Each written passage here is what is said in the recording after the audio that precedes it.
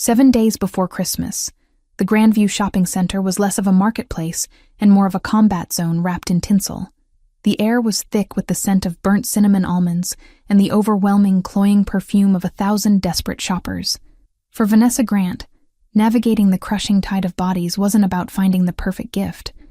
It was a tactical exercise in survival. She gripped 5-year-old Lily's small, mitten-clad hand with a ferocity that made her own knuckles ache, her eyes darting not toward the glittering display windows, but toward the exits, the shadows between kiosks, and the faces of every man who stood roughly 6 feet tall with a jagged gait. It had been 3 months since they had moved to this side of the city.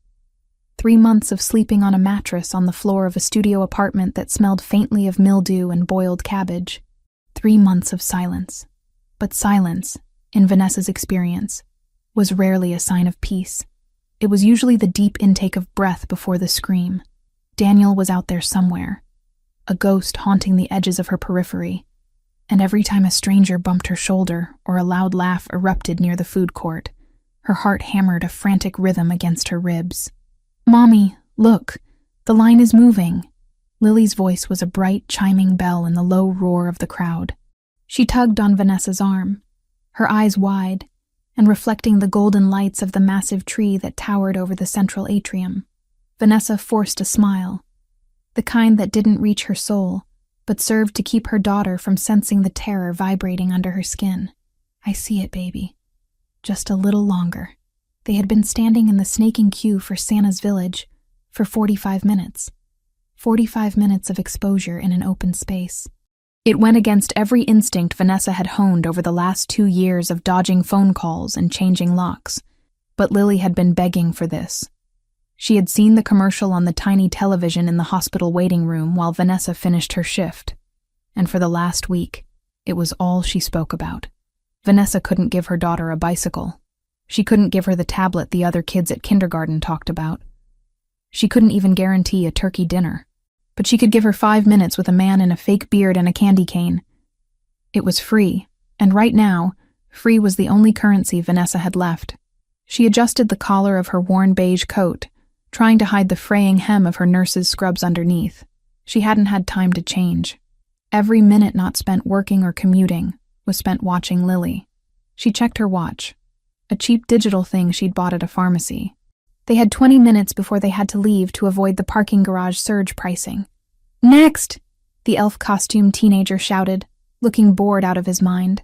They shuffled forward. Vanessa scanned the atrium again.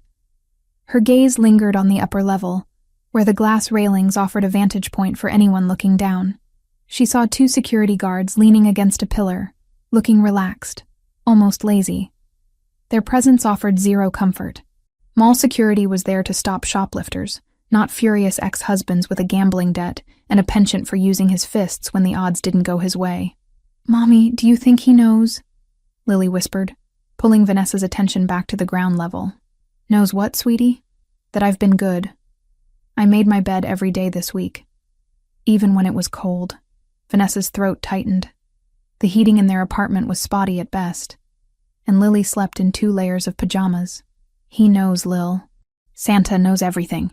As they rounded the final bend of the velvet ropes, Vanessa felt a strange sensation, a prickling at the back of her neck that had nothing to do with the drafty automatic doors.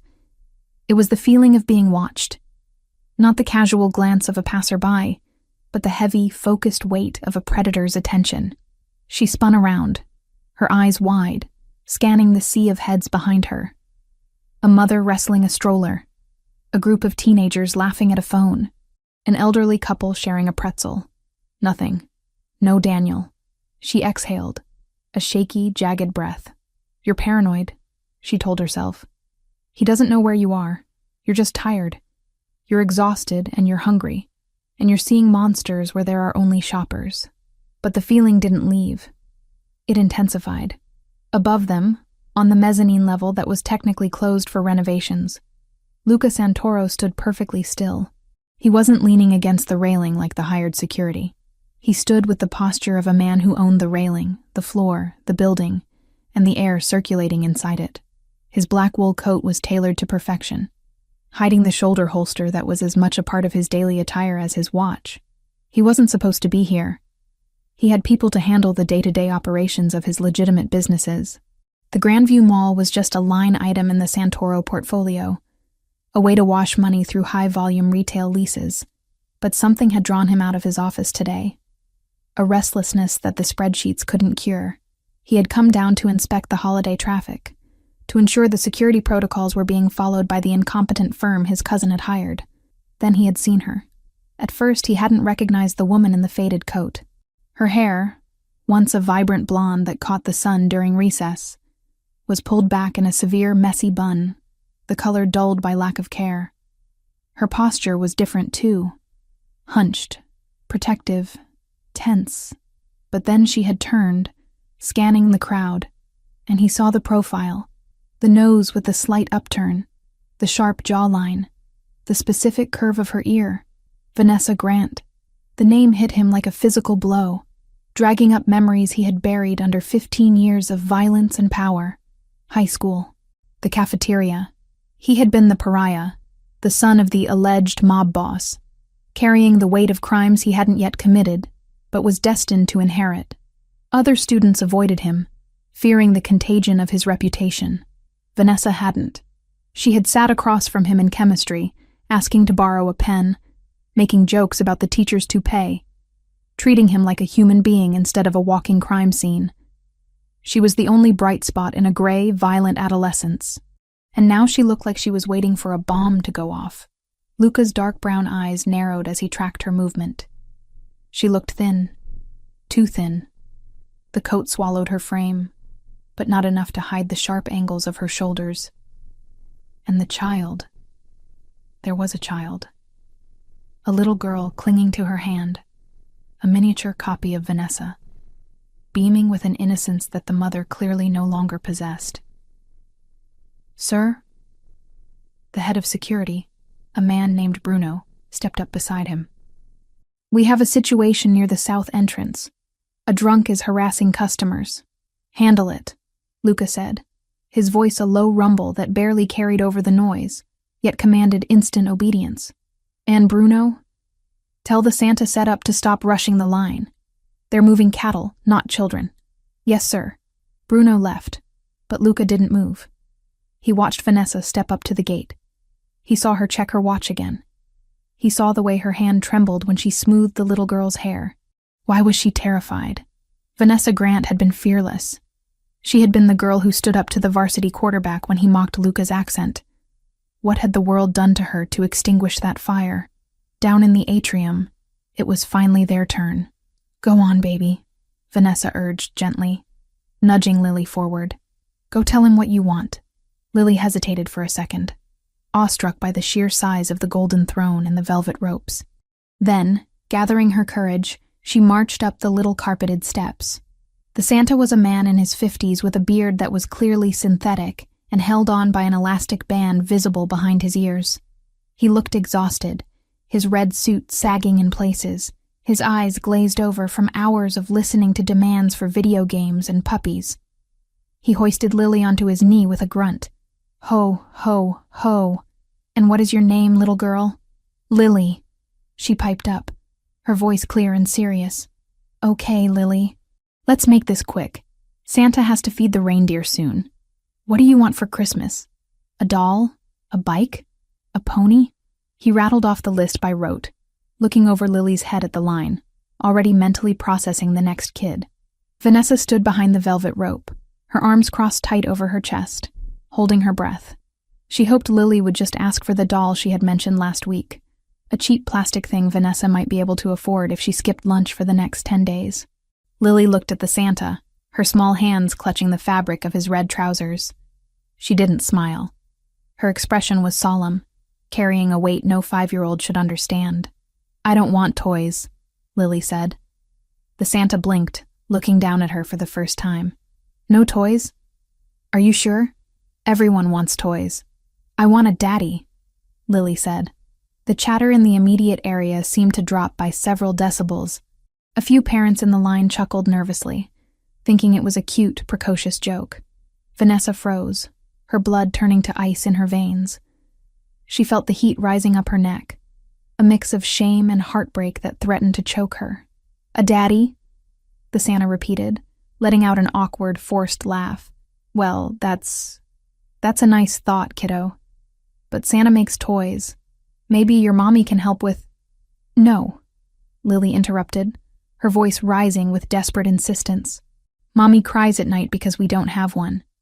The old one was bad. He yelled and he broke the plates. I want a new one. I want a daddy who is strong, and who brings food so Mommy doesn't have to drink water for dinner." The silence that fell over the Santa's village was absolute. The nervous chuckles died instantly. The parents in line looked away, suddenly finding their shoes fascinating. The elf assistant stopped taking photos. The reality of Lily's words hung in the air, stripping away the commercial veneer of the holiday and exposing the raw, ugly nerve of poverty and trauma beneath. Vanessa felt like the floor was opening up. She wanted to run. She wanted to snatch Lily and sprint to the car and drive until the gas ran out. Tears pricked her eyes. Hot, humiliating tears she refused to shed in public. She noticed, Vanessa thought, devastated. She noticed I wasn't eating. The Santa looked panicked. He wasn't trained for this. He was a temp worker making minimum wage. He looked at Vanessa with a mix of pity and annoyance, silently begging her to come get her kid and stop the scene. "Look, kid," the Santa said, his voice losing the jolly affectation. "That's not how this works. Santa can't fit a dad in the sleigh. How about a coloring book?" "Elf, give her a coloring book." Lily's face crumbled. The hope that had sustained her for a week shattered. Her lower lip trembled, and big, fat tears began to spill over her cheeks. "But I was good," she whispered, broken. "You said if I was good?" "Next!" the Santa called out, trying to pivot Lily off his knee. "Come on, lady. Grab your kid." Vanessa moved to step forward, her legs feeling like lead, ready to apologize, ready to grab her shattered daughter and disappear back into the shadows where they belonged. Wait. The single word didn't come from the Santa. It didn't come from the elf. It came from behind the velvet ropes, spoken with a quiet authority that cut through the uncomfortable silence like a razor blade. Vanessa stopped. She knew that voice. It was deeper now, rougher, like gravel grinding against velvet. But she knew it. She turned slowly. Luca Santoro stepped into the light. Up close, he was devastating. The boy she remembered had been lanky and brooding. The man standing before her was a fortress. Broad shoulders strained against the fabric of a coat that likely cost more than Vanessa made in a year. His jaw was dusted with a 5 o'clock shadow, and his dark brown eyes were locked on her face with an intensity that made her breath hitch. He didn't look at the crowd. He didn't look at the security guards who had suddenly straightened up, terrified. He looked only at her, analyzing, cataloging every sign of distress on her face. Then, he broke eye contact and walked straight toward the throne. He didn't ask for permission. He simply stepped over the velvet rope as if it didn't exist. "Sir, you can't be back here," the Santa began, blustering. "This is a restricted R." Luca turned his head, giving the man a single, flat look. It wasn't a glare. It was an absence of emotion so complete that it promised violence without uttering a syllable. The Santa shut his mouth with an audible click, shrinking back into his chair. Luca stopped in front of Lily. He didn't tower over her. Instead, he crouched down, ignoring the dust of the mall floor on his pristine trousers.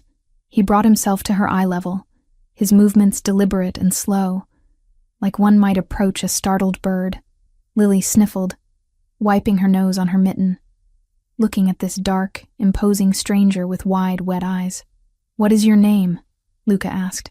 His voice was incredibly soft, a stark contrast to the command he had just exerted over the room. "Lily," she stammered. "Lily," Luca repeated, tasting the name. He reached into his coat pocket and pulled out a pristine white handkerchief, offering it to her. "That was a very big wish, Lily." "He said he can't do it," Lily whispered, pointing an accusing finger at the paralyzed Santa. "He said he only has toys." Luca glanced at the Santa with profound disdain, then looked back at the girl. "He is an employee. He has limited authority." Luca paused, shifting his gaze to Vanessa, who stood frozen a few feet away, her hands pressed over her mouth. "But I don't." He turned back to the child. "You said you want a daddy who is strong?" Lily nodded. "And one who ensures there is always food on the table?" She nodded again, more vigorously. Luca held her gaze for a long moment. "Consider it done." A collective gasp seemed to ripple through the onlookers, but Luca ignored them all. He stood up, his full height returning, and turned to the display case that stood behind the Santa's throne. A glass box containing the grand prize of the mall's holiday raffle.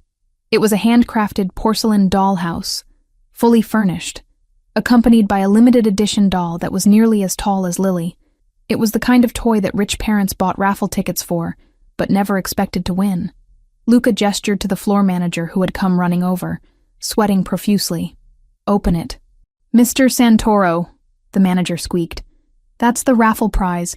The drawing isn't until the 24th. We can't just—" "Open it." Luca didn't raise his voice. He didn't have to. The manager fumbled with his keys, hands shaking, and unlocked the case. Luca reached in, bypassing the small accessories, and lifted the massive, beautiful doll. He turned and handed it to Lily. The doll was almost too big for her to hold, but she grabbed it with both arms, her mouth falling open in shock. "Wish granted," Luca said. "Luca." Vanessa finally found her voice. It was a rasp, weak and trembling. "You can't. We can't accept this. It's too much." Luca closed the distance between them in 2 long strides. He stopped inches from her, close enough that she could smell the scent of expensive sandalwood and rain on his coat. The proximity was overwhelming. It radiated heat and safety in a way that terrified her, because she knew how dangerous it was to rely on it. "Vanessa," he said. The way he said her name, like it was a prayer he hadn't spoken in years, sent a shiver down her spine. "You aren't accepting charity. You're accepting a correction of an error." "I don't understand," she breathed, looking up into his dark eyes. They were the same eyes she had seen across a chemistry lab table 15 years ago, but harder now, flinty. "You will," he said. He looked around at the crowd, which was now openly staring, phones raised, recording the scene. His expression hardened. He didn't like her being exposed like this. He didn't like the way the crowd looked at her, like a tragedy on display. He placed a hand on the small of her back. The touch was firm, possessive, and electric. It wasn't a question. It was a directive. "We're leaving. My car is in the south garage." Vanessa protested weakly, though her feet were already turning to follow him. I have a shift tomorrow. I can't just—" "Your car is irrelevant," Luca said, steering her away from the gawking Santa and the line of parents. He gestured to Lily, who was clutching the giant doll like a lifeline, trotting to keep up with them. "And you're not going to the south garage." "Why?" Vanessa asked, panic flaring again. "Luca, what are you doing?" He leaned in closer, his lips brushing her ear so that only she could hear him over the festive music.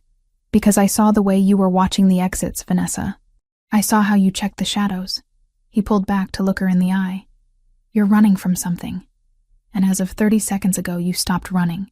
Vanessa felt the air leave her lungs. He saw everything. Mr. Santoro, Bruno, the security chief, appeared at his elbow, looking nervous. "The crowd is getting curious. Do you want me to clear a path?" "No need," Luca said, his hand remaining firmly on Vanessa's back, guiding her and Lily toward the private service corridors that bypassed the public exits. "We're taking the executive elevator." As they walked away from the Santa's village, leaving a confused silence in their wake, Vanessa glanced back one last time. The fake Santa was staring at them with his mouth open. The poverty and the shame that had weighed on her shoulders for months felt different now. They hadn't vanished, but they had been displaced by something heavier and far more volatile. She looked at the man beside her, the boy she had once defended, who had grown into a man who commanded entire buildings with a whisper. He hadn't asked if she needed help. He hadn't asked why she was poor or where her husband was. He had just stepped into the chaos and ordered it to stop. "Luca," she whispered again, as the steel doors of the service elevator slid open, revealing a plush, mirrored interior that looked nothing like the rest of the mall. "You didn't have to do that." He ushered Lily inside, then followed Vanessa, pressing the button for the roof. As the doors slid shut, sealing them in quiet, airtight luxury, he looked at her. His eyes swept over her frayed coat, her tired face, and the defensive set of her shoulders. "I didn't do it for you," he lied smoothly, though his eyes betrayed him. He looked at Lily, who was busy inspecting the lace on the doll's dress. "I did it because nobody tells a child that hunger is her fault." Vanessa swallowed the lump in her throat.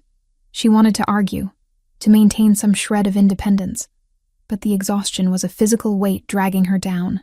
She leaned back against the mirrored wall, her reflection showing a woman on the edge of collapse standing next to a man made of stone and expensive wool. "Where are we going?" she asked, her voice barely audible.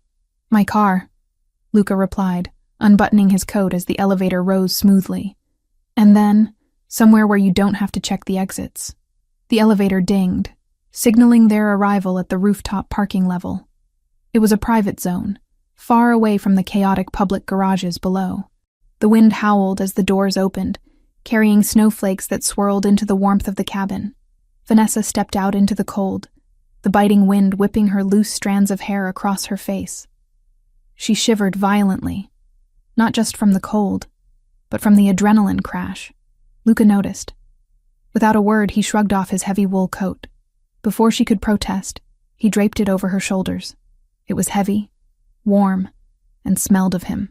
It enveloped her completely, falling to her knees. "Luca, you'll freeze," she said, looking at him in just his suit jacket and crisp white shirt. "I don't feel the cold," he said simply. He walked toward a massive black SUV parked alone under a floodlight, its engine already humming, exhaust pluming white smoke into the night air. Vanessa clutched the lapels of his coat, watching him walk ahead to open the door for Lily. She looked at her daughter, who was smiling for the first time in months. She looked at the man who had just rewritten their Christmas with a single command. She didn't know what the price of this rescue would be. In Luca's world, everything had a price. She remembered that much from the rumors in high school.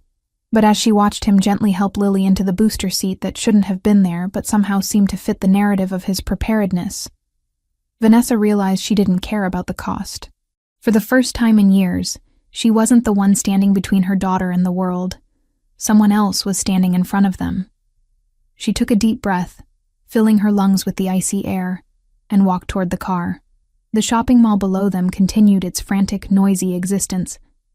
But up here, in the shadow of Luca Santoro, the silence wasn't terrifying. It was heavy.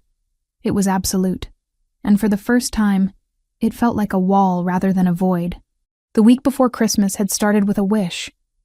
She just hoped she could survive the granting of it.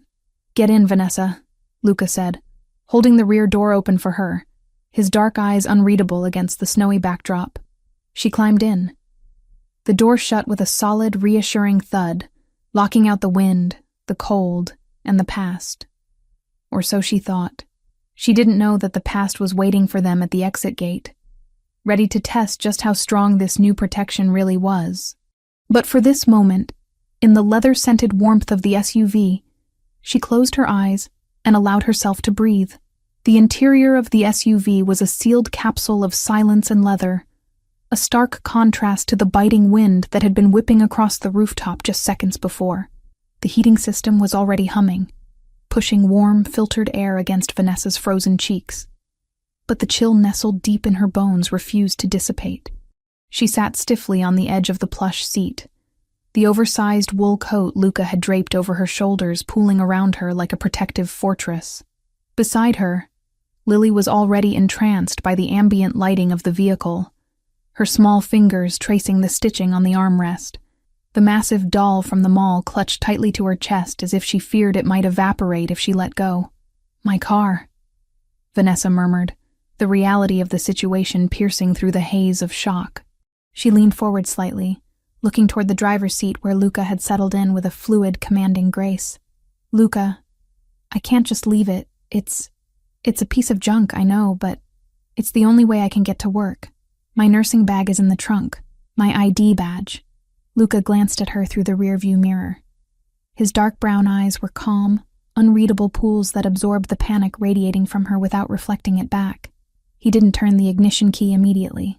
Instead, his gaze shifted to the dashboard, his fingers drumming a slow, rhythmic beat on the leather steering wheel. "Where is it parked?" he asked. His voice was low, vibrating through the quiet cabin. It wasn't a question of whether she needed the car. It was a logistical inquiry. "Section D near the ramp," Vanessa replied, her voice trembling. "It's the silver sedan with the dented bumper." Without a word, Luca started the engine. The powerful vehicle purred to life, a beast waking up, and began to glide silently across the snow-dusted concrete of the rooftop lot. Vanessa watched the rows of cars pass by, her heart rate spiking with every shadow that stretched across the pavement. She knew this was irrational. She was inside a tank of a car with a man who terrified the rest of the city. But trauma didn't understand logic. Trauma told her that safety was a lie, and that the moment she lowered her guard, the blow would come.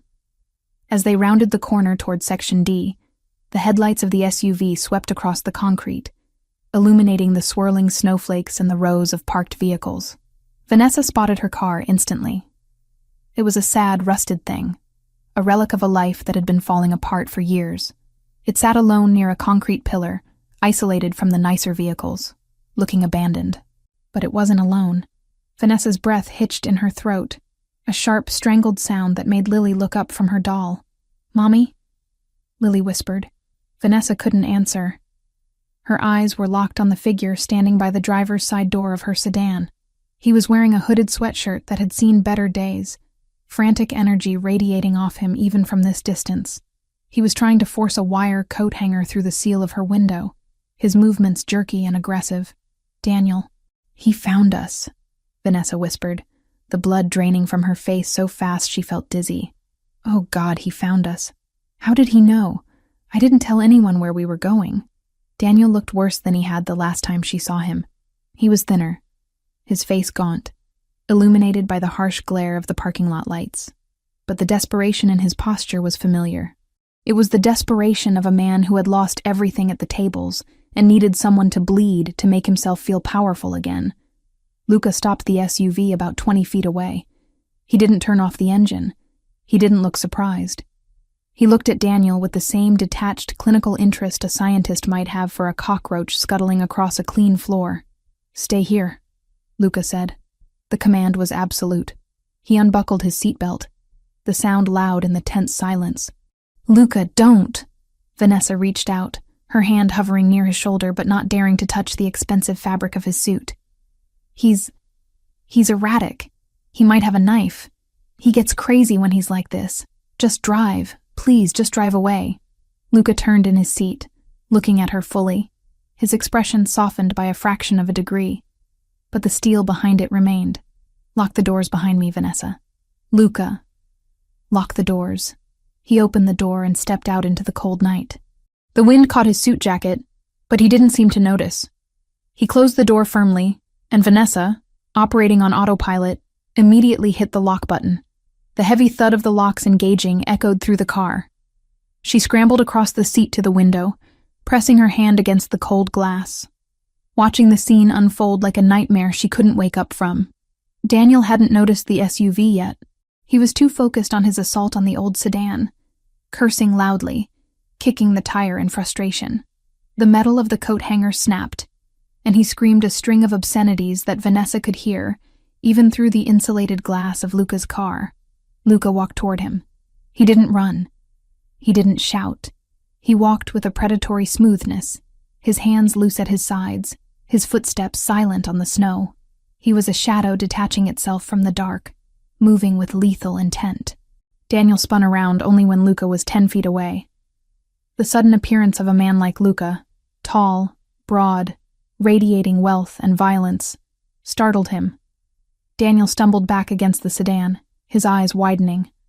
For a second, confusion reigned. He looked at Luca, then at the SUV, and then recognition dawned on his wasted face. He didn't recognize Luca Santoro, the mafia boss. He recognized a rich man standing between him and his target. "Get lost, pal," Daniel sneered, trying to summon bravado. He straightened up, wiping his nose with the back of his hand. "This is a private dispute. Walk away before you get hurt." Vanessa flinched. She wanted to scream at Daniel to run, not to save him, but because she knew what happened when people threatened Luca Santoro. She had heard the stories in high school, the rumors of what happened to the boys who keyed his car or insulted his family. Luca didn't speak. He stopped 5 feet from Daniel, his stillness unnerving. He was perfectly calm, a statue carved from obsidian. "I said beat it!" Daniel shouted, pushing himself off the car. He reached into his pocket. Vanessa's heart stopped. She pulled Lily's head down into her lap, covering the girl's eyes. "Don't look, baby. Don't look. Is Daddy there?" Lily asked, her voice muffled against Vanessa's jeans. "No." Vanessa choked out. "Just stay down." She looked back out the window. Daniel hadn't pulled a knife. He had pulled out a screwdriver, brandishing it like a weapon. It was pathetic. Against a normal man, it might have been terrifying. Against Luca, it looked like a child's toy. Luca looked at the screwdriver, then up at Daniel's face. He finally spoke. Vanessa couldn't hear the words, but she saw the shape of them. Brief, cold, final. Daniel lunged. It happened so fast that Vanessa barely registered the movement. One moment Daniel was thrusting the screwdriver forward, screaming something incoherent. The next, he was airborne. Luca didn't just dodge. He stepped inside the attack, his movement a blur of efficiency. He caught Daniel's wrist, the one holding the weapon, and twisted. Even through the glass, Vanessa imagined she heard the snap. Daniel's scream was audible this time. It was a high, thin sound of agony. The screwdriver clattered to the pavement. Luca didn't stop. He didn't strike Daniel with a closed fist. He didn't dirty his knuckles. He simply used Daniel's own momentum and the leverage of the broken wrist to spin him around and slam him face first into the hood of the sedan. The impact shook the old car. Dust flew up from the rusty metal. Daniel crumpled, his legs giving out, but Luca held him pinned there with one hand on the back of his neck, forcing his face into the cold metal. Vanessa was shaking uncontrollably. She had feared Daniel for 2 years. She had spent nights awake, terrified of his footsteps in the hall, and Luca had dismantled him in 3 seconds. It wasn't a fight. It was a correction. Luca leaned down, bringing his mouth close to Daniel's ear. He was speaking again. Vanessa watched Daniel's struggles cease instantly. The man who had terrorized her, who had stolen her savings and bruised her ribs, went completely still, paralyzed by whatever Luca was whispering to him. After a long moment, Luca released him. He stepped back, straightening his cuffs, brushing an invisible speck of dust from his jacket. Daniel slid off the hood of the car, clutching his broken wrist to his chest. He was sobbing now, sliding down to his knees in the slush. He looked up at Luca, not with anger, but with the pure, unadulterated terror of a man who has looked into the abyss and seen something looking back. Luca pointed a single finger toward the ramp of the parking garage. "Leave." Daniel didn't hesitate. He didn't look at the SUV. He didn't look for Vanessa. He scrambled to his feet, slipping on the ice, and ran. He ran like the devil himself was snapping at his heels, disappearing into the darkness of the stairwell without looking back once. Vanessa let out a breath she felt she had been holding for an hour. Her entire body sagged against the door. He was gone, just like that. Luca stood by the empty car for a moment, watching the spot where Daniel had vanished. Then he turned and walked back to the SUV. His demeanor hadn't changed. He didn't look winded. He didn't look angry. He looked like a man who had just taken out the trash. He opened the driver's side door and slid back in, bringing a gust of cold air with him. The atmosphere in the car shifted instantly. The silence was heavier now, charged with the violence that had just occurred. "Luca," Vanessa started, her voice barely a whisper. She didn't know what to say. "Thank you? Did you kill him? Are you crazy?" Luca turned to look at her. His eyes were devoid of the darkness she expected. They were calm. He looked past her to Lily, who was still hiding in Vanessa's lap. "Is she okay?" he asked. Vanessa looked down, stroking Lily's hair. "I think so." She didn't see anything. "Good." Luca put the car in gear. "What did you do to him?" Vanessa asked, finding her courage. "Luca, you broke his arm. The police.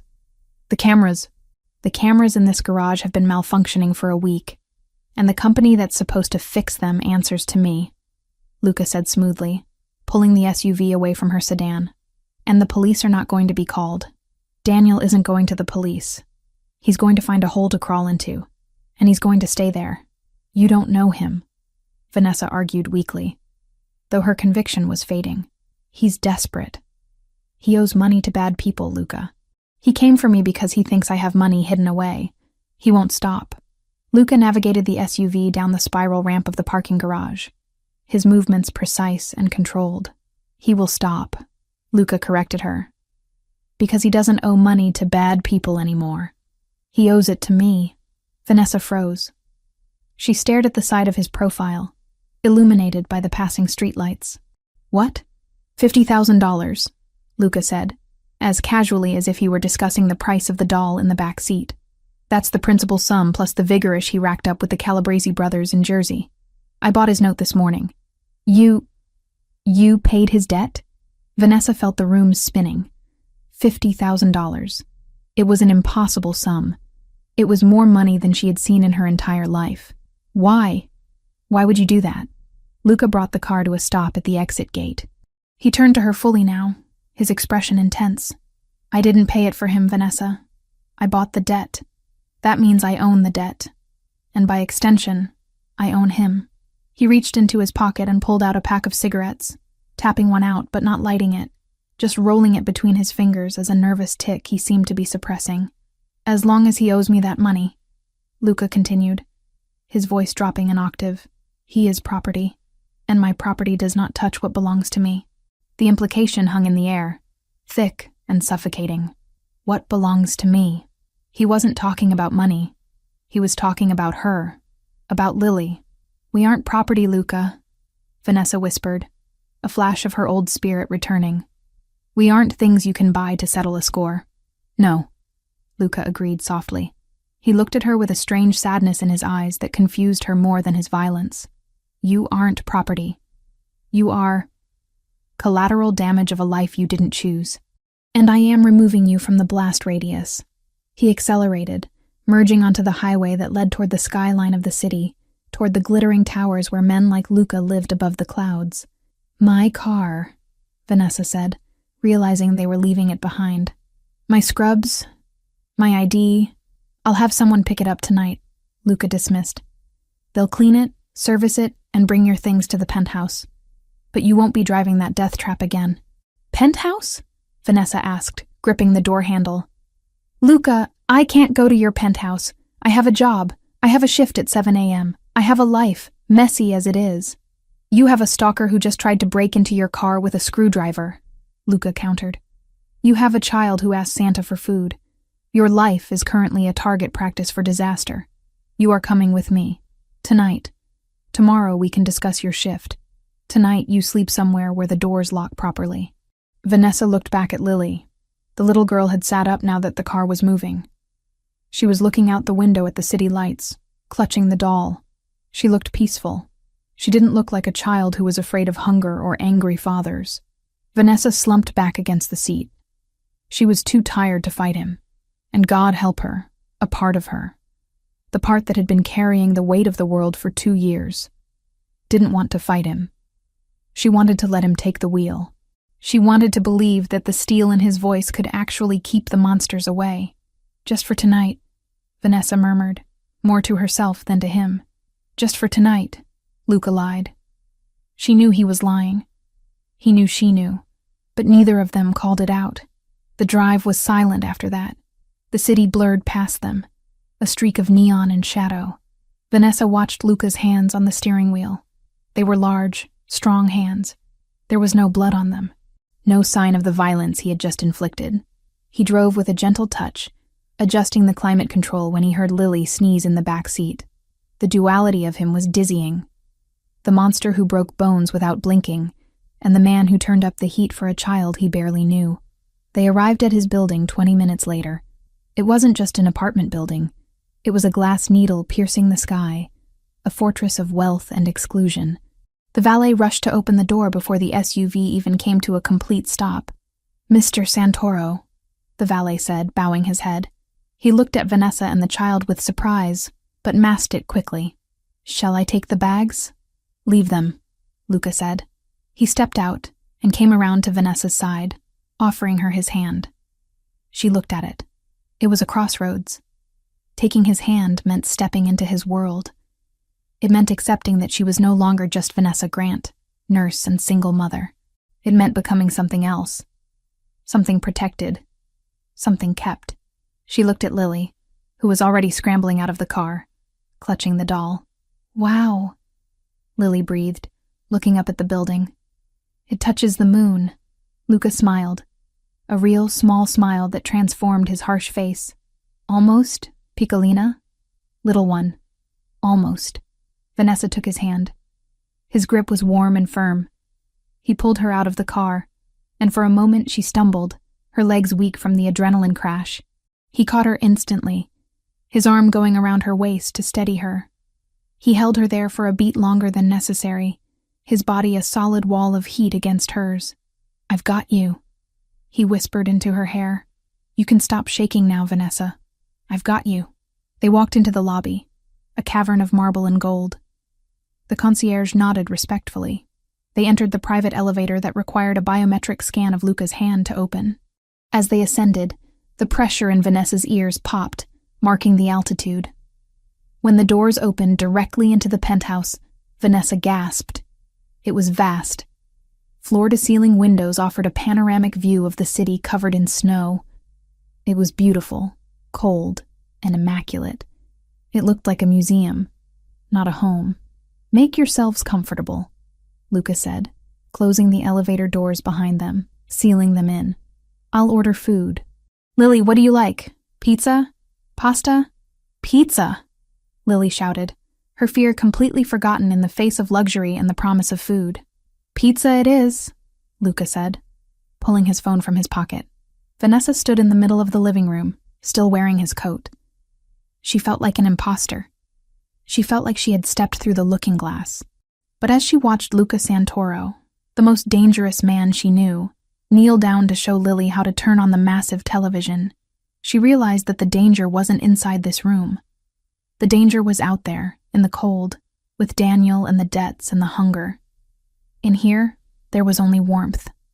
And for the first time in a very long time, Vanessa allowed herself to unclench her fists. She was safe. She didn't know for how long, and she didn't know the price. But tonight, she was safe. "Mommy, look!" Lily pointed at the screen. "Cartoons!" Vanessa smiled. A genuine, tired smile. She walked over to the massive sectional sofa and sat down. Luca finished his call and looked at her from across the room. Their eyes met. There was a history there, unspoken and heavy, spanning from the chemistry lab of their youth to this glass castle in the sky. "Thank you," she mouthed. Luca nodded once, a sharp, singular motion. He didn't say, "You're welcome." He didn't say, "It's nothing." He just turned and walked toward the kitchen, rolling up the sleeves of his shirt, revealing the powerful forearms that had built an empire and broken a man's wrist for her sake. The night was just beginning, and Vanessa had the sinking feeling that her life had just been irrevocably altered. She wasn't just a guest here. She was the reason the king had come down from his tower. And kings, she knew, rarely let their prizes go. But as she watched Lily laugh at the cartoon, belly full of the promise of pizza, Vanessa decided that maybe, just maybe, being a prize was better than being a victim. She pulled Luca's coat tighter around herself, inhaling his scent, and let the city lights blur into a sea of stars below them. The past was at the gate, yes. But the gate was locked, and Luca Santoro held the key.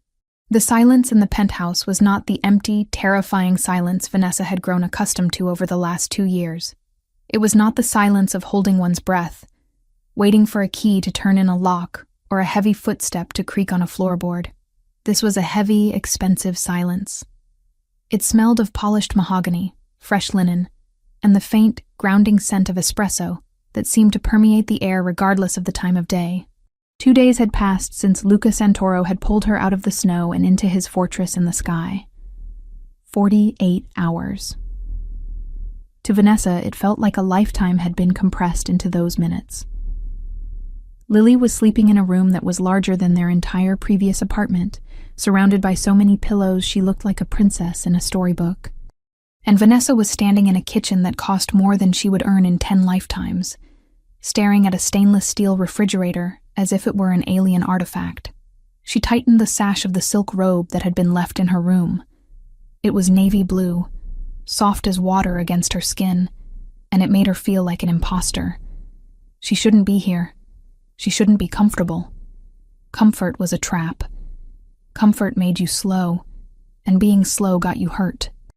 "I have to do something," she whispered to herself, the sound of her own voice startling her in the quiet morning light. She couldn't pay him. The thought of the $50,000 he had spent to buy Daniel's debt sat on her chest like a concrete block. She couldn't give him money, but she could be useful. She could prove that she wasn't a leech, just another person taking from him. She opened the refrigerator. It was stocked with military precision. Rows of organic eggs, imported cheeses, cartons of milk, fresh berries, and vegetables that looked like they had been polished before being shelved. She grabbed the eggs, the flour, the milk. She found a heavy ceramic bowl and a whisk. Cooking. She could do cooking. It was mechanical, rhythmic, and safe. She began to whisk the batter, the repetitive clink, clink, clink of the metal against the ceramic serving as an anchor for her racing thoughts. She was safe here. Daniel was gone. Luca had said so. But why did she feel like she was waiting for the other shoe to drop? Why did she feel like every bite of food she ate was adding to a tab she could never settle? She was so focused on the swirl of flour and milk that she didn't hear him enter. Luca didn't walk. He materialized. One moment the room was empty, and the next, the air pressure shifted, becoming charged and heavy. "You are not staff, Vanessa." His voice was rough with sleep, a low rumble that vibrated through the marble floor and straight up her spine. Vanessa jumped, nearly dropping the bowl. She spun around, her heart hammering a frantic rhythm against her ribs. Luca was leaning against the doorframe of the kitchen, watching her. He looked different in the morning light. The armor of the three-piece suit was gone, replaced by dark gray sweatpants and a fitted black t-shirt that clung to his chest and arms. His hair was messy, stripped of the severe styling gel, falling over his forehead in a way that made him look younger. Dangerous, yes, but human. I know, Vanessa stammered, gripping the whisk like a weapon. "I just wanted to make breakfast, to say thank you. You have all this food, and the housekeeper hasn't come yet, so I thought—" "The housekeeper comes at 9, Luca interrupted, pushing off the doorframe and walking toward her. "And you are not here to cook for me. You are here to rest." "I can't just rest, Luca," she argued, turning back to the stove to pour the batter onto the hot griddle. "I'm not a porcelain doll. You've given us so much in 2 days. Let me make pancakes. It's the least I can do." Luca stopped right behind her. He was close enough that she could feel the heat radiating from his body, close enough to smell the soap he used, something clean and sharp like cedar. He reached out, his hand large and warm, and covered hers where she gripped the handle of the pan. He didn't take it from her. He just stopped her movement. "The least you can do," he murmured, his breath brushing the top of her head, "is stop acting like you owe me a debt. Debts are for business. This is not business." Vanessa froze. The intimacy of the moment was overwhelming. "It feels like a debt," she whispered, her voice trembling. $50,000, the clothes, this place. I don't know how to be this. I don't know how to be a guest in a life I can't afford. I keep waiting for the bill, Luca. Because there is always a bill." He gently took the spatula from her hand and set it on the counter. Then, with a pressure that was firm but incredibly gentle, he turned her around to face him. His dark eyes searched hers, stripping away her defenses with terrifying efficiency. "Do you remember 11th grade?" he asked suddenly. Vanessa blinked, thrown off balance by the change in subject. "What?" "11th grade, Mr. Henderson's chemistry class. 2nd semester." A faint, confused smile touched Vanessa's lips. "I remember. You blew up a beaker. You put too much potassium in the solution." "I did," Luca acknowledged, a hint of amusement dancing in his dark eyes, softening the hard lines of his face. And everyone laughed. The jocks, the cheerleaders, even the teacher made a joke about explosive personalities. They all laughed at the clumsy mob kid. Everyone except you. Vanessa looked down at his chest, unable to hold the intensity of his gaze. You had glass in your hand. You were bleeding. It didn't seem funny to me. You came over, Luca continued, his voice dropping to a hush that made the vast kitchen feel very small. You ignored the teacher telling everyone to stay back. You took my hand. You pulled out the shard of glass and you wrapped it with a tissue from your pocket. You asked if I was okay. You didn't look at me like I was a monster or a criminal in training. You looked at me like I was just a boy who was hurt.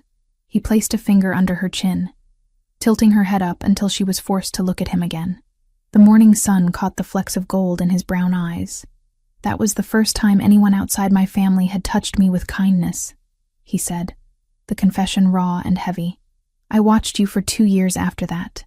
I saw you walk through the halls trying to be invisible, hiding behind your books. But you were never invisible to me. You were the only color in a gray world, Vanessa. Vanessa's breath hitched. She had assumed he helped her in the mall because he was powerful and she was pathetic, a charity case to make himself feel benevolent. She hadn't realized that she had been carrying a piece of his history with her all this time. I knew who you were, she admitted softly. Everyone said to stay away from the Santoro kid. They said your family was dangerous. They said you would hurt anyone who got too close. I was dangerous, Luca said simply. I am dangerous. Not to me, she countered, the realization surprising her as she spoke it. You were never dangerous to me. No, he agreed, his thumb brushing her cheekbone, a touch so light it felt like a ghost. Never to you. The moment hung suspended in time, fragile and beautiful. Vanessa felt a pull toward him, a magnetic force that defied all logic. She was a struggling nurse with a chaotic past. He was a kingpin who ruled the city from the shadows. But in this kitchen, with the smell of pancakes and coffee, none of that seemed to matter. Mommy, pancakes! The spell shattered as Lily came bounding into the kitchen, clutching her giant doll by one arm. She was wearing a pair of pajamas Luca had ordered for her, soft pink flannel with clouds on them. She looked rested, her cheeks flushed with sleep, the dark circles under her eyes fading. Luca stepped back instantly, creating a respectable distance between them, but the warmth in his eyes didn't fade as he looked at the child. Good morning, Piccolina, he said, his voice shifting from intense to playful. Your mother made pancakes, but only if you wash your hands first. Okay. Lily dropped the doll on a velvet chair and scrambled toward the sink. Luca grabbed a stool and moved it over so she could reach the faucet, turning on the water for her and handing her the soap. Vanessa watched them, her heart aching in her chest. It was a domestic scene she had stopped dreaming of years ago. A father figure, a warm kitchen, safety. It was everything she wanted, and that made it terrifying. Because if she let herself want it, losing it would kill her. They ate at the kitchen island. Luca ate 3 pancakes, praising Vanessa's cooking with a seriousness that made her blush.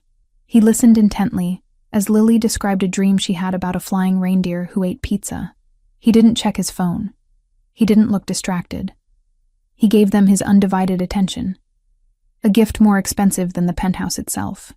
But the real world has a way of intruding on even the highest towers. As they were finishing up, a soft, urgent chime echoed through the room. Luca's expression shifted instantly. The softness vanished, replaced by the granite mask of the dawn. He pulled a phone from his pocket, not the one he used for food orders, but a sleek black device with no brand markings. He glanced at the screen, and his jaw tightened. The temperature in the room seemed to drop 10 degrees. Excuse me, he said, standing up abruptly. I have to take this. Stay here. Relax.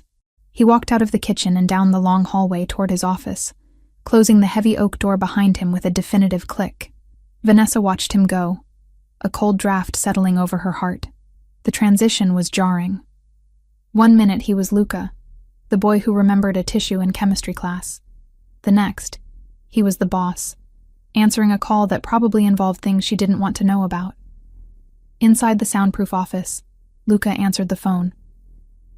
Speak. We have a problem, boss. Bruno's voice came through, tense and clipped. We tossed Daniel's apartment like you asked. It's clean. Too clean. But we found something else. Or rather, someone else found it first. Luca walked behind his massive desk and stared out at the city skyline. The snow was falling again, covering the grime of the streets in white. Explain. The place was turned over before we got there, Bruno said. Professional job. They were looking for something specific. Floorboards ripped up, vents unscrewed. And we found a tag on the doorframe. A marker. Which family?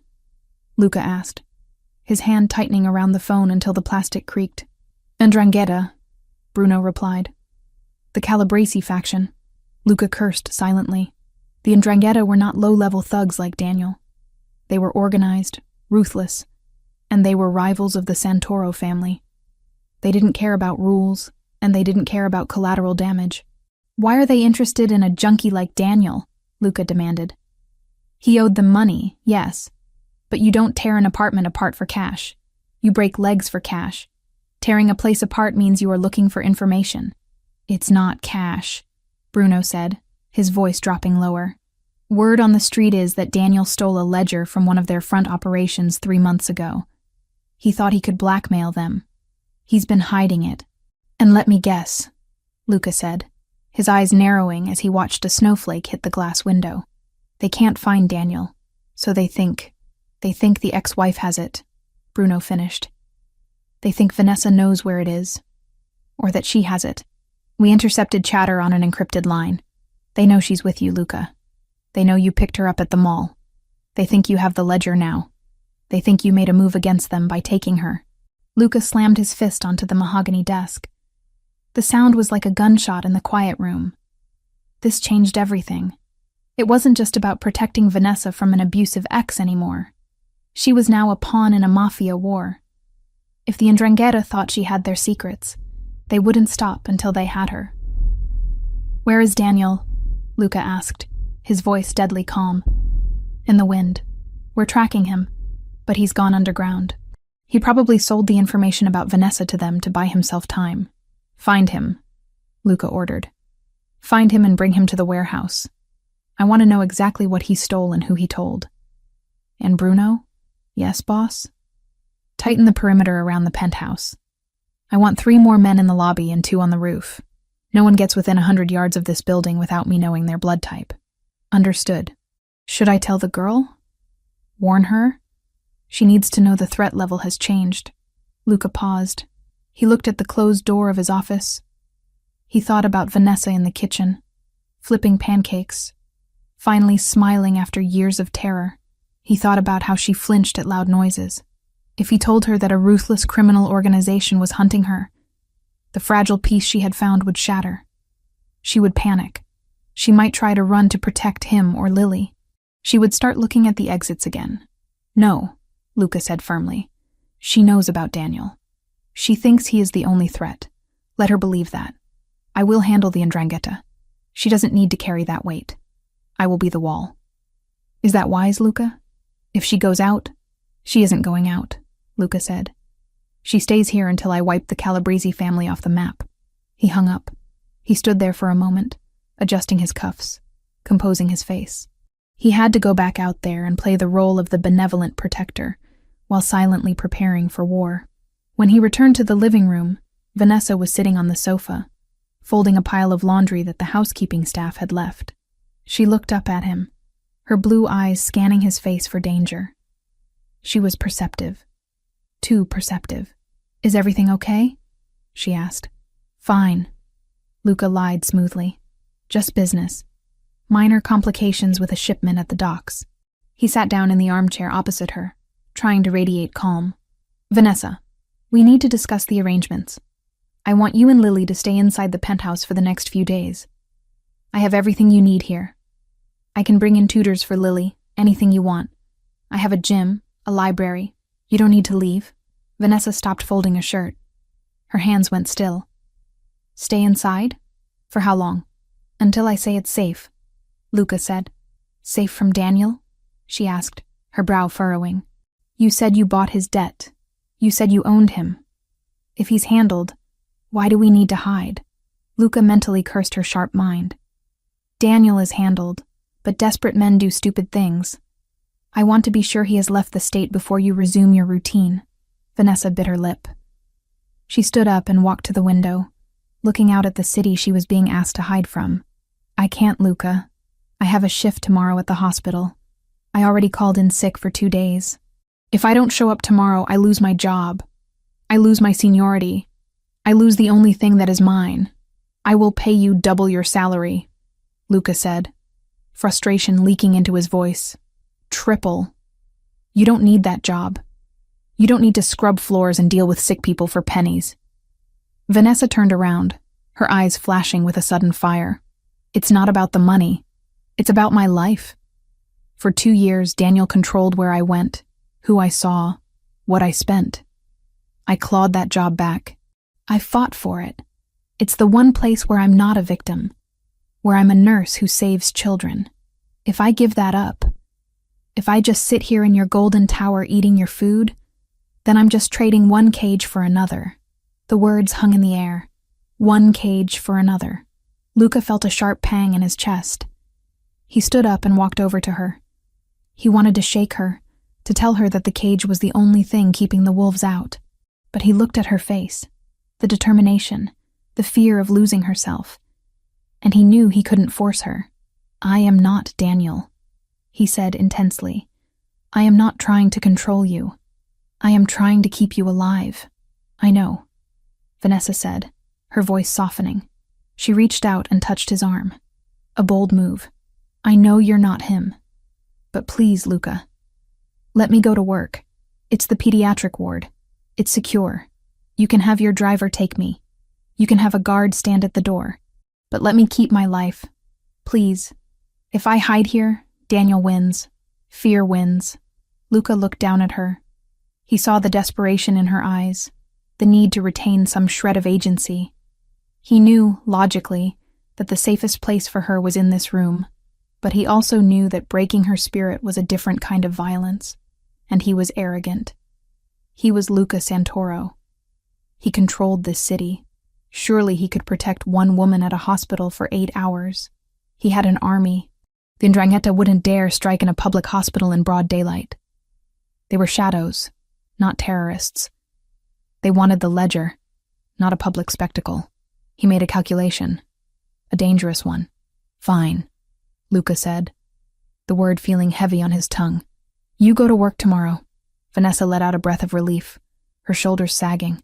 Thank you, Luca. But, he raised a finger, his expression severe. My terms. You take my car, you take my driver, and you take a shadow. A shadow? A bodyguard. He will be dressed in plain clothes. He will sit in the waiting room. He will check the exits. You do not go to the bathroom without texting him. You do not go to the cafeteria alone. If anything feels wrong, you press the panic button I will give you, and I will be there in 5 minutes with enough firepower to level the building. If the hospital's alarm starts screaming, don't stop to think. Get to the nearest stairwell and get behind a locked door. Do you understand? Vanessa nodded vigorously. I understand. I can do that. It's just the pediatric floor. It's mostly worried moms and sick kids. It's safe. It's not safe. Luca thought grimly. Nothing is safe. But he couldn't tell her that. Not without revealing the lie he had just constructed. Okay, Luca said. Tomorrow, you go to work. He watched her smile. A real, genuine smile of gratitude, and felt a knot of dread tighten in his stomach. He was giving her what she wanted, but he was exposing her. He would have to double the guard. He would put his best men on the perimeter. I need to make some calls, Luca said, stepping back from her warmth, to arrange the security detail. Okay, Vanessa said. She hesitated, then stood on her tiptoes and kissed his cheek. It was a chaste, quick touch, but it burned his skin like a brand. Thank you for not making me invisible again. Luca watched her walk back to the couch to sit with Lily. He touched his cheek where her lips had brushed his skin.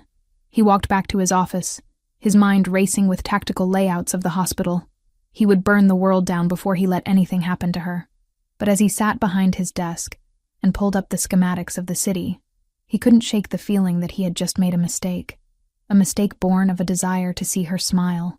He dialed Bruno again. Change of plans, Luca said, his voice like ice. She's going to the hospital tomorrow. I want the ghost team active. I want eyes on every doctor, every janitor, every delivery truck. If anyone who smells like olive oil and gunpowder steps within a mile of that hospital, I want them put in the ground. It's risky, boss, Bruno warned. I know, Luca whispered, looking through the glass door at Vanessa laughing with her daughter. But she needs to fly, so we will be the net. The sun began to set over the city, casting long shadows across the penthouse. To Vanessa, the sunset looked like a painting of freedom. To Luca, it looked like blood spreading across the sky. He checked his gun in the holster, ensuring a round was chambered. The war was coming, and tomorrow, he was letting his heart walk right onto the battlefield. The pediatric ward of St. Mary's Hospital smelled of antiseptic, floor wax, and the faint, sweet scent of bubblegum fluoride. To most people, it was a smell that induced anxiety, a reminder of illness and fragility. To Vanessa Grant, it was the perfume of normalcy. It was the scent of the one place in the world where she knew the rules, where she had authority, and where her actions directly resulted in healing rather than survival. She walked down the corridor, her sneakers squeaking softly on the linoleum. She was wearing her favorite blue scrubs, the ones with the cartoon whales on the pocket, and her ID badge was clipped securely to her chest. Outwardly, she was Nurse Grant, the senior shift lead who could find a vein in a dehydrated infant on the first try. Inwardly, she was a woman vibrating with a frequency of terror so high it felt like a hum in her teeth. You're doing great, Van, she whispered to herself, adjusting the stethoscope around her neck. Just a shift. 8 hours. Then back to the fortress. She glanced toward the waiting room at the end of the hall. A man was sitting there, reading a magazine about golf. He was wearing a beige corduroy jacket and generic jeans. He looked like a bored father waiting for a tonsillectomy consultation. But Vanessa knew better. He was the Shadow, a man named Elias whom Luca had introduced to her that morning. Elias didn't look at her, but she knew he clocked her every movement. Every time she turned a corner, he shifted his position. Every time a delivery person entered the floor, Elias's hand drifted imperceptibly toward his waist. It was suffocating. It was necessary. The morning had been a blur of routine. Handover rounds, medication distribution, updating charts. Vanessa threw herself into the work with a desperate hunger. She checked temperatures, soothed crying toddlers, and joked with the exhausted parents. For hours, she managed to forget about the penthouse, the debt, and the man with the dark eyes who was currently paying for her safety. She managed to forget Daniel, but the fear was a patient predator. It waited for the quiet moments. At 11:30 a.m., the ward quieted down for lunch. The doctors retreated to their offices, and the hum of activity slowed. Vanessa felt the adrenaline crash hitting her. Her hands, steady as rocks while inserting an IV, began to tremble slightly when she reached for a pen. "Hey, Vanessa," Sarah, one of the junior nurses, called out from the station. "You look like you've seen a ghost. Go take a break. I'll cover the desk." "I'm fine, Sarah," Vanessa lied, forcing a smile. "You're pale, and you've checked the emergency exit sign 4 times in the last hour," Sarah noted gently. "Go. Get coffee. Sit down for 10 minutes. Vanessa nodded, realizing her paranoia was leaking out. "Okay, 10 minutes." She signaled to Elias in the waiting room. A subtle tug on her earlobe, the signal Luca had taught her. Elias nodded almost imperceptibly and stood up, meandering down the hall toward the vending machines near the break room. He was good. He was invisible. The break room was a small, windowless box tucked away near the service elevators. It contained a round table, a flickering fluorescent light, and a coffee machine that produced a sludge that tasted like battery acid. It was empty. Vanessa walked in and exhaled, leaning back against the closed door for a second. She fished her phone out of her pocket. No messages from Luca. Just a blank screen. She pressed the side button to ensure it was working. The panic button app he had installed was right there on the home screen, a red icon that looked like a shield. "Press it if anything feels wrong," he had said. Vanessa's thumb hovered for half a heartbeat. Then she tapped the red shield once, silent, deliberate, and locked her phone before sliding it back into her pocket. No siren, no light show. Just a single muted vibration against her palm. Everything feels wrong, she thought. My ex-husband is being hunted by the mob, and I'm living in a penthouse with a crime lord. She pushed off the door and went to the counter. She needed caffeine. She needed to wake up and finish this shift so she could go back to Lily. As the coffee machine gurgled and hissed, the door to the break room opened. Vanessa didn't turn immediately. Coffee's fresh, but it still smells like burnt rubber, she joked, assuming it was Sarah or Dr. Evans. There was no laughter, no response. Just the sound of the door clicking shut and the distinct snick of the lock turning. Vanessa's blood froze. The lock on the break room door had been broken for 6 months. You had to jiggle it violently to get it to engage.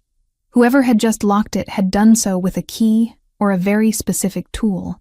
She turned slowly, her hand instinctively going to her pocket where she kept her trauma shears and a small sealed scalpel she had confiscated from a tray earlier, a habit she had picked up when living with Daniel. 2 men stood in the room. They were dressed in scrubs, green surgical scrubs, generic and crisp. They wore surgical masks pulled down under their chins, revealing faces that were utterly forgettable. Average height, average build, brown hair. They looked like agency nurses sent to fill a staffing gap. But Vanessa was a nurse. She spent 12 hours a day looking at people in scrubs. And she saw the errors instantly. The man on the left was wearing a watch, a heavy gold Rolex that caught the flickering light. Nurses didn't wear heavy metal watches. They harbored bacteria and scratched patients.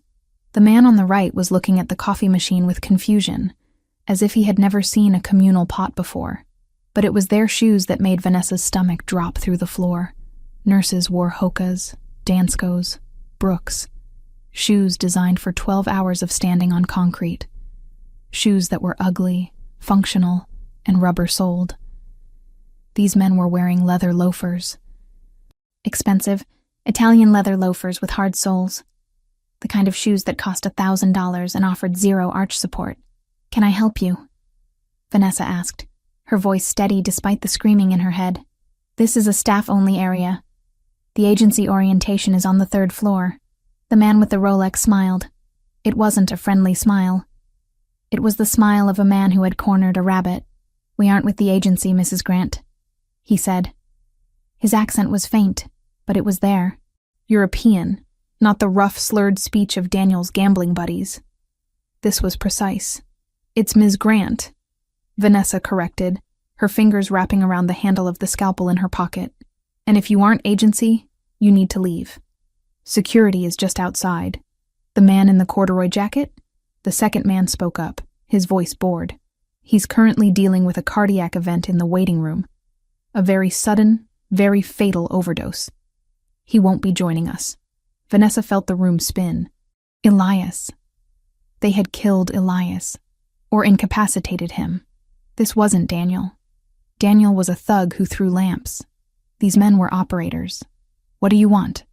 Vanessa asked, backing up until her hips hit the counter. The coffee pot was behind her, steaming hot. "We want the book," Rolex said, taking a step forward. "The ledger your husband stole. We know you have it. We know Santoro has you. So, we're going to take you, and then Santoro is going to give us the book to get you back. Simple geometry." "I don't know what you're talking about," Vanessa said, her voice rising. "I don't have a book. Daniel is a liar. He doesn't have anything." "Everyone has a price," the man said, reaching into his pocket. He pulled out a syringe. "We can do this quietly, Vanessa. You walk out with us. We say you felt sick. Or we can do it the hard way." Vanessa didn't think. She didn't weigh the options. The lizard brain that had kept her alive through 2 years of domestic abuse took over. She grabbed the pot of coffee. It was full. It was scalding. She didn't hesitate. She swung the glass carafe with all her strength, splashing the boiling liquid in a wide arc directly at their faces. The man on the right screamed, clutching his eyes as the hot liquid seared his skin. The carafe shattered against his shoulder, spraying glass and coffee everywhere.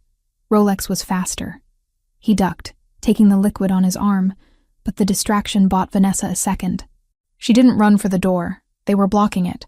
She ran for the other exit. the service door that led to the linen chute and the back stairwell. It was usually locked from the outside, but she had a master key card. "Get her!" Rolex shouted, shaking the coffee off his arm. Vanessa swiped her badge. Red light. Denial. "Damn it!" she screamed, swiping again. Rolex lunged. He grabbed her scrub top, yanking her back. Vanessa spun around, the scalpel already in her hand. She slashed out blindly, a desperate, feral strike. The blade caught him on the forearm, slicing through the surgical scrub and into the skin. He hissed in pain and released her, looking at the blood welling up with genuine surprise. "You bitch," he growled. The fire alarm exploded into life. It wasn't just a siren. It was a deafening, strobing assault on the senses. Whoop, whoop, whoop. The sprinklers didn't go off, but the emergency lights began to flash. Luca. Vanessa knew it instantly. He was watching.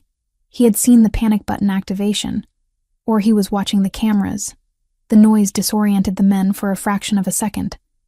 Vanessa kicked the man with the burned face in the knee, hard, and swiped her card again. Green light. She threw herself through the heavy metal door and slammed it shut, engaging the deadbolt from the inside just as a heavy body slammed against it. She was in the service corridor.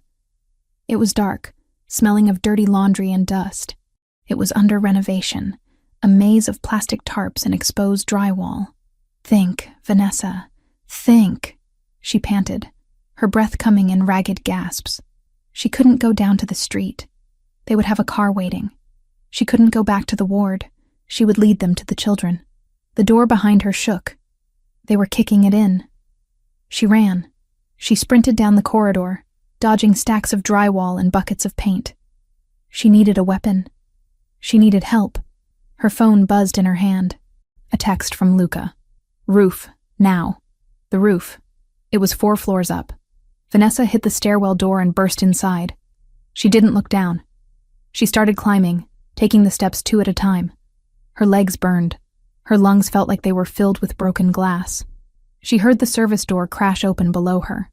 Footsteps echoed on the concrete stairs. Fast. Heavy.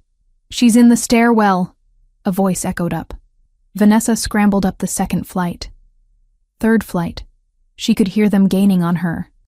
They were faster, stronger. She fumbled in her pocket for the pepper spray she had transferred from her purse. It was a small canister, meant for aggressive dogs, not hitmen. She reached the landing for the roof access. The door was marked, "Alarm will sound." The alarm was already sounding. She hit the panic bar. Locked. "No," she sobbed, throwing her weight against it. "No, no, no." It was a security door. It needed a key. Or a code. The footsteps were right below her now. She spun around, back against the steel door, holding the scalpel in one trembling hand and the pepper spray in the other. Rolex appeared on the landing below. He was bleeding from his arm, his face twisted in a mask of pure rage. He held a gun now, a pistol with a long suppressor attached to the barrel. "End of the line, nurse." He spat, raising the weapon. Vanessa squeezed her eyes shut. She thought of Lily. She thought of the dollhouse. She thought of Luca's dark eyes in the kitchen. "I'm sorry." The door behind her clicked. It didn't just unlock. It was thrown open with such force that the suction nearly pulled Vanessa off her feet. A hand, large, strong, and wearing a black leather glove, grabbed the back of her scrubs and yanked her backward into the biting cold air of the roof. Vanessa stumbled, falling onto the gravel surface of the roof. Luca Santoro stepped past her, moving into the doorway she had just vacated. He wasn't wearing a suit. He was wearing a tactical vest over a black sweater, and he was holding a weapon that looked far too large for a civilian setting. Rolex, still on the stairs, looked up. His eyes widened. He raised his gun. Luca didn't hesitate. He didn't speak. He fired twice. The sounds were sharp cracks, swallowed by the wind and the fire alarm echoing from the building. Rolex crumpled backward, tumbling down the stairs.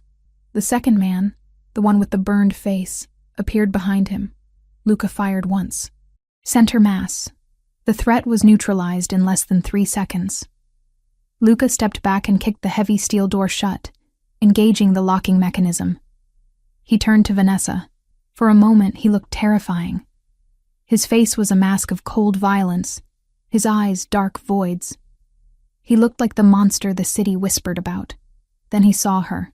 He saw the coffee stains on her scrubs, the scalpel clutched in her white-knuckled hand, the terror etched into her face. The mask shattered. "Vanessa!" he choked out, dropping the weapon to his side on its sling and rushing to her. He fell to his knees on the gravel, ignoring the sharp stones, and grabbed her face in both hands. His gloves were cold, but his touch was frantic, searching. "Are you hurt? Did they touch you? Tell me where you are hurt." Vanessa couldn't speak. She was shaking so hard her teeth rattled. She dropped the scalpel. I burned him. With the coffee. I didn't mean to. You did exactly what you had to do," Luca said fiercely, his thumbs wiping away a tear that had escaped her eye. "You fought. You were brilliant." He pulled her into his chest. It was like hitting a wall of muscle and Kevlar. He held her so tight she could barely breathe, burying his face in her neck. She could feel his heart hammering against her ribs, a chaotic, frantic rhythm that matched her own. He wasn't calm. He was terrified. "I'm sorry," he whispered into her hair. "I'm so sorry. I thought I could cover the exits. I thought I had the perimeter." "Who were they?" Vanessa gasped, pulling back to look at him. "Luca, those weren't debt collectors. They had guns with silencers. They knew about a book." Luca's jaw tightened. He looked away, toward the edge of the roof where a helicopter was descending, its rotors whipping up a storm of snow. "Come," he said, standing up and pulling her with him. "We are leaving. Now." "Who were they?" she screamed over the noise of the helicopter. Luca stopped. He looked at her, and for the first time, he gave her the full, unvarnished truth. "They were soldiers," he said, his voice hard as iron. "From the 'Ndrangheta, the Calabrese family. We are at war, Vanessa, and I just fired the first shots." He didn't give her time to process. He guided her toward the helicopter, shielding her body with his own as they ran under the spinning blades. Inside the cabin, it was loud and cramped. Luca strapped her in with efficient, trembling hands. He signaled the pilot, and the machine lifted off, banking sharply away from the hospital. Vanessa looked down. Police cars were swarming the entrance. Fire trucks were arriving. The hospital's alarm protocol had done what it was built to do: dispatch uniforms, lock down corridors, turn chaos into procedure. She had left her life down there. Her job. Her normalcy. It was all gone, burned away by hot coffee and gunpowder. She looked at Luca. He was staring out the window, scanning the skyline, his hand resting on the weapon across his lap. He looked like a king going into exile, or a general going into a slaughter. "You knew," she said, her voice barely audible over the headset he had placed on her ears. "You knew it wasn't just Daniel." Luca turned to her. He didn't deny it. "I suspected. I didn't want it to be true." "You lied to me," she accused, tears finally spilling over. "You sent me into a trap." "I sent you with protection," Luca argued, his eyes flashing hurt. "Elias was the best." "Elias is dead," Vanessa shouted. "They said he was dead in the waiting room." Luca flinched. The news hit him visibly. He closed his eyes for a second, a silent mourning for his man. "Then I will pay his family 10 times his lifetime earnings. And I will kill every single person who gave the order." He reached out and took her hand. His grip was painful, desperate. "I made a mistake," he admitted, his voice rough. "I tried to give you what you wanted because I couldn't bear to be the one to cage you. I let my feelings compromise my judgment. That will never happen again." "Your feelings?" Vanessa asked, her breath catching. "My need to see you smile," Luca said, looking at her with an intensity that burned brighter than the city lights below. "It almost got you killed. So hate me, Vanessa. Hate me for lying. Hate me for the violence. But you are never leaving my sight again until every Calabrese is in the ground." Vanessa looked at their joined hands, his gloved in leather, hers shaking and stained with coffee. She should hate him. She should be terrified of him. He was a killer. He had just shot 2 men in a stairwell and didn't even blink. But he had come for her. He had kicked down a steel door and stood between her and death. "I don't hate you," she whispered, leaning her head back against the seat, exhaustion finally claiming her. "But I think I'm done with nursing." Luca let out a short, humorless laugh. He brought her hand to his lips and kissed the knuckles, right over the spot where she had gripped the scalpel. "We'll find a new dream," he promised. "One that doesn't involve heavy artillery." The helicopter banked toward the waterfront, away from the penthouse. "Where are we going?" Vanessa asked. "Not the apartment. Too comprised," Luca said. "They know I have you. They know I intervened. The penthouse is a fortress, but it's a glass one. We are going to the safe house, the real one." "And Lily?" Vanessa sat up, panic flaring again. "Already there," Luca assured her instantly. "Bruno extracted her the moment the alarm triggered. She thinks she's on a surprise vacation. She's watching cartoons and eating gelato." Luca's phone vibrated once in his hand. A message from Bruno lit the screen. "Lily secure. Elias's family funded. Moving now." Vanessa slumped back. He had thought of everything. Even in his failure, he was more competent than anyone she had ever known. She looked out at the city. It looked different now. It wasn't just a place where she lived. It was a chessboard, and she was the queen that everyone wanted to capture. "What is the book?" she asked quietly. "The ledger they wanted." Luca looked at her, surprised she remembered the detail. "It's a list. Names, accounts, bribes, evidence that could dismantle the Ndrangheta's operations in New York. Daniel stole it to blackmail them. He didn't know what he was holding. He thought it was just leverage for a few grand. He didn't know he was holding a nuclear bomb. And they think I have it," Vanessa realized. "Yes. Do you have it?" Luca shook his head. "No. Daniel hid it too well. Or he lost it. Until we find Daniel, or the book, you are the only lead they have." "So I'm bait," she said bitterly. "No," Luca corrected her, his voice fierce. "You are the prize, and I don't share." The helicopter began its descent toward a large estate on the outskirts of the city, surrounded by high walls and dense forest. It looked cold, isolated, and safe. Vanessa closed her eyes. She had wanted a normal shift. She had wanted to be a nurse. Instead, she had become a survivor of a war she didn't understand. But as she felt Luca's thumb stroking the back of her hand, she realized she wasn't just a survivor. She was a partner. She had fought back. She hadn't frozen. And maybe, just maybe, that was enough to survive what was coming next. The Ndrangheta wanted a fight. They were about to find out that Vanessa Grant wasn't just a nurse anymore. She was the woman who stood next to the devil. And she had learned how to hold a scalpel. The dress lay on the bed like a pool of spilled wine. It was a deep, rich burgundy velvet, heavy and soft, catching the dim light of the safe house bedroom with a predatory gleam. It wasn't just a garment. It was a statement. It was the color of royalty, of power, and of blood. Vanessa Grant stood before it, wrapped in a towel, her hair still damp from the shower. The steam from the bathroom had faded, leaving the air cool and crisp, but her skin felt hot. 2 days had passed since the hospital attack. 2 days of hiding in this fortified estate surrounded by dense forest and armed guards. 2 days of watching Luca pace the hallways like a caged tiger, coordinating a war from his encrypted phone. Tonight, the Cold War would turn hot. She reached out and touched the fabric. It was cool against her fingertips.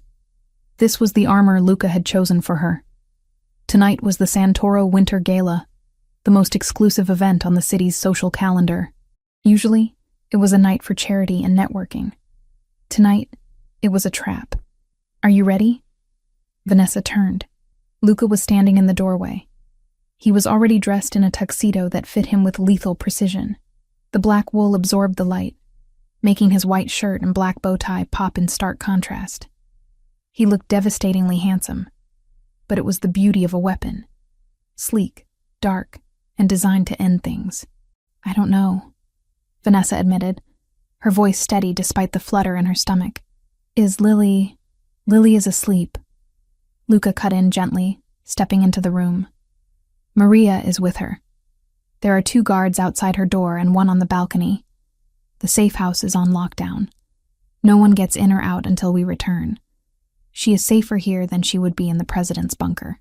Vanessa exhaled, nodding. Okay, then I'm ready.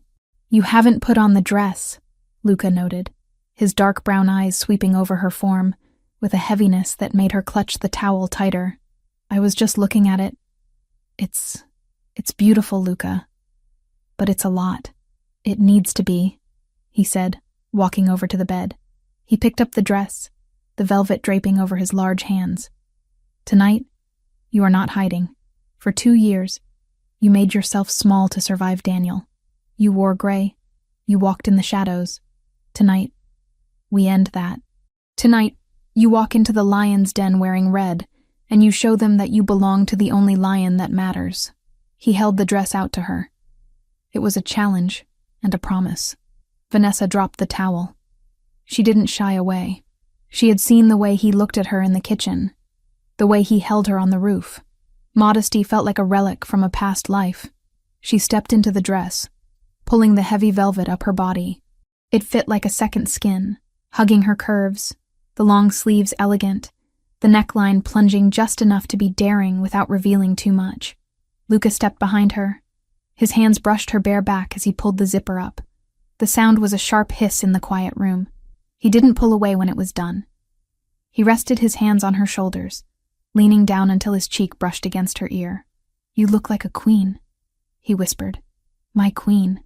Vanessa looked at their reflection in the mirror. The nurse in the scrubs was gone. The victim was gone. The woman staring back was dangerous. She wore the color of blood, and she stood next to the devil himself. Let's go catch a monster, she said. The drive to the city was silent. The armored limousine moved through the slushy streets like a shark through dark water. Vanessa sat next to Luca, her hand resting in his. His grip was firm, grounding. He was checking his phone periodically, reading messages that vanished as soon as he saw them. Vittorio is there, Luca said, breaking the silence as the city skyline rose up to meet them. He arrived 10 minutes ago. He thinks he's there to accept an award for Philanthropist of the Year. The irony is not lost on me. And the Ndrangheta? Vanessa asked. They are embedded. Waiters, valets, guests. They think they are the hunters tonight. They think I am weak because I have been hiding you. They think I will be distracted. Will you be? Luca turned to her. The passing streetlights illuminated the sharp angles of his face. Distracted? No. Motivated? Yes. When we walk through those doors, Vanessa, you stay on my left. Always on my left. That keeps my gun hand free. Vanessa nodded, glancing at the bulge under his jacket that was invisible to anyone who didn't know it was there. What is the signal? I will ask you to dance, Luca said. The second dance, the waltz. That is when the trap springs. The car slowed. They had arrived. The venue was a massive, historic hotel in Midtown, its facade bathed in golden light. A red carpet stretched up the steps, flanked by shivering photographers and eager paparazzi. This was the public face of the Mafia. Legitimacy, wealth, glamour. The chauffeur opened the door. The cold air hit Vanessa instantly, biting at her exposed neck. But she didn't shiver. She channeled every ounce of strength she had left. Luca stepped out first. The flashbulbs erupted like a lightning storm.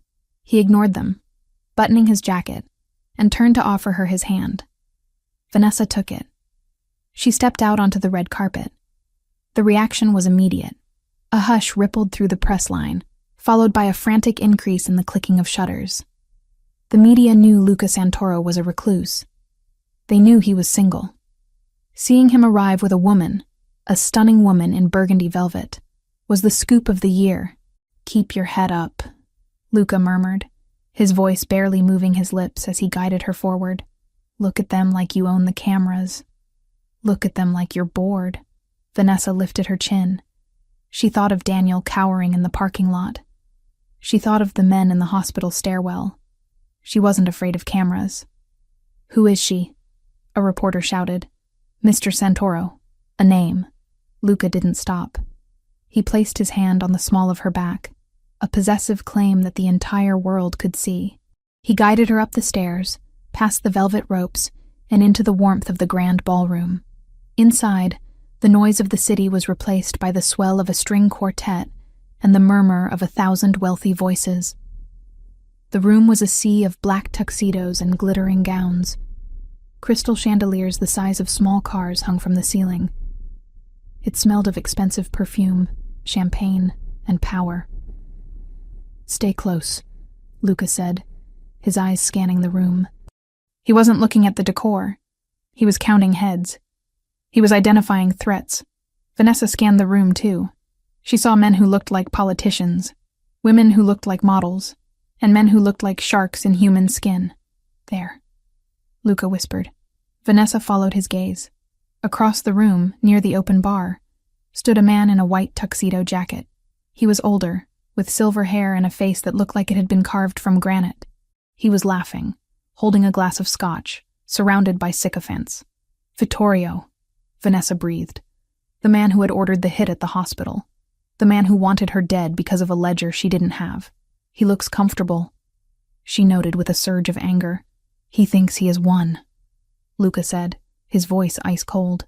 "He thinks his sniper is in position on the north balcony. He thinks his men have secured the exits. He doesn't know that my men quietly removed his sniper 20 minutes ago. And he doesn't know that the waiter's pouring his scotch work for me. So we just wait? We wait. We mingle. We let him see you. We let him think his plan is working. He needs to believe you are exposed." They moved through the crowd. Luca introduced her simply as Vanessa. He didn't give a last name. He didn't explain. The mystery only added to the tension. Men shook Luca's hand with deferential fear. Women looked at Vanessa with jealous scrutiny. Vanessa played her part. She smiled. She accepted a glass of champagne she didn't drink. She laughed softly at jokes she didn't hear, but her senses were dialed up to 11. She noticed the waiter who lingered too long near the pillar. She noticed the man by the curtains who wasn't drinking. "You're doing well," Luca murmured against her ear as they paused near a towering ice sculpture. "Better than well. You're natural." "I'm terrified," she whispered back, keeping her smile fixed. "Good. Fear keeps you sharp." Suddenly the atmosphere shifted. Vittorio had seen them. The older man stopped laughing. He set his glass down. His eyes locked onto Vanessa across the room. It was a look of pure, unadulterated malice. He whispered something to the man beside him, and the man nodded and slipped away into the crowd. "He's initiating," Luca said, his muscles tensing under the suit. "He's giving the order." "Is it time?" Vanessa asked, her heart hammering against her ribs. "Almost. The band is changing tempo." The string quartet faded out, and a full orchestra began to play. The notes were slow, melodic, haunting, a waltz. "May I?" Luca extended his hand. This was it. The signal. Vanessa placed her hand in his. "Yes." He led her to the dance floor. They were the first couple to step out. The spotlight hit them, blindingly bright. For a moment, it was just the two of them in a circle of light, surrounded by darkness and danger. Luca pulled her close. His right hand gripped her waist firmly, his left holding hers up. They began to move. Luca danced the way he fought, with fluid, commanding precision. He led her effortlessly, spinning her through the steps. "Listen to me," Luca said, his voice low and intense as they turned. "In 60 seconds the lights will cut. When they do, you drop to the floor. Do not hesitate. You drop, and you crawl toward the exit behind the bandstand. I will cover you. I'm not leaving you," Vanessa whispered, tightening her grip on his shoulder. "You are not leaving me," Luca corrected. "You are moving to the extraction point. I will be right behind you. But I need to clear the path. Vittorio's men are going to rush the floor. What about the sniper?"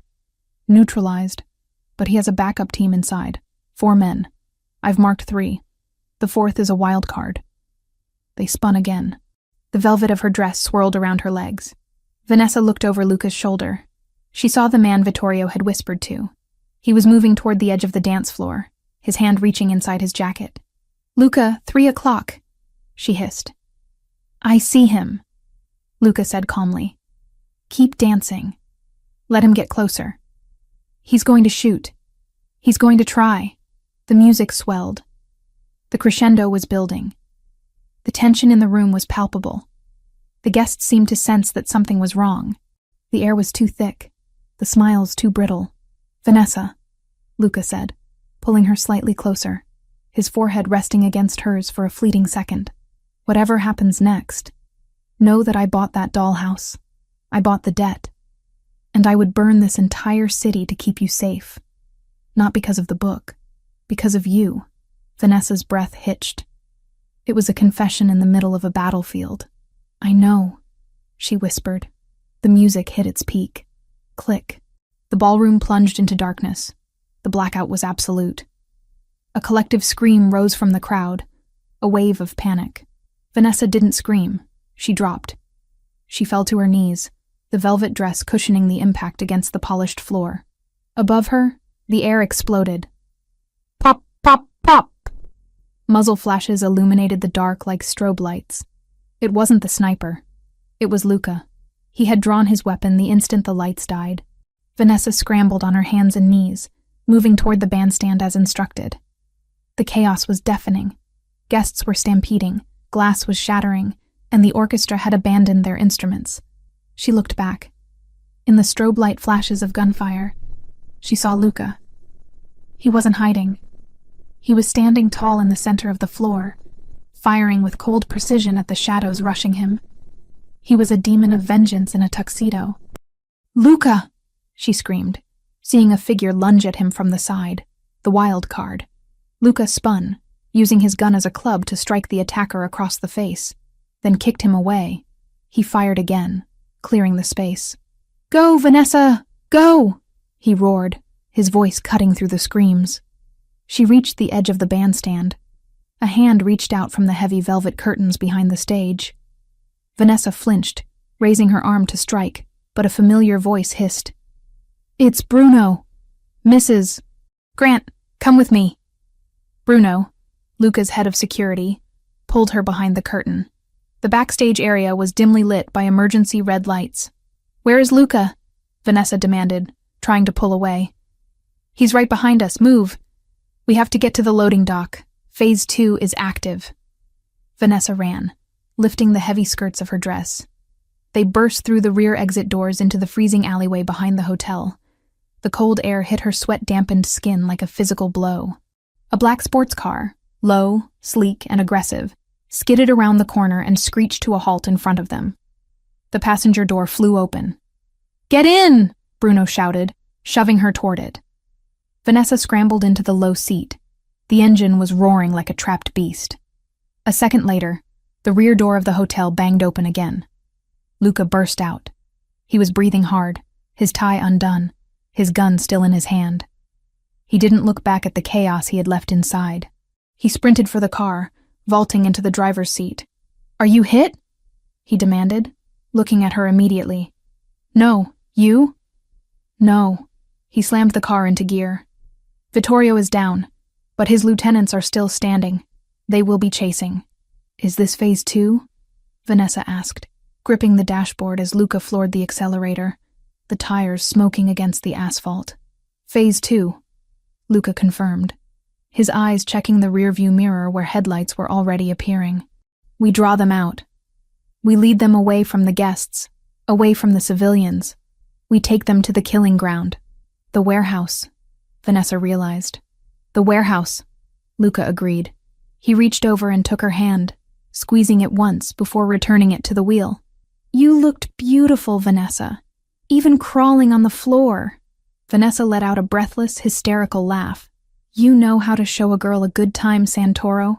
Luca smirked, a flash of white teeth in the dark car. The night is young. He drifted the car around a corner, the G-force slamming Vanessa against the door. Behind them, 3 SUVs peeled out of the alley, their engines screaming in pursuit. The gala was over.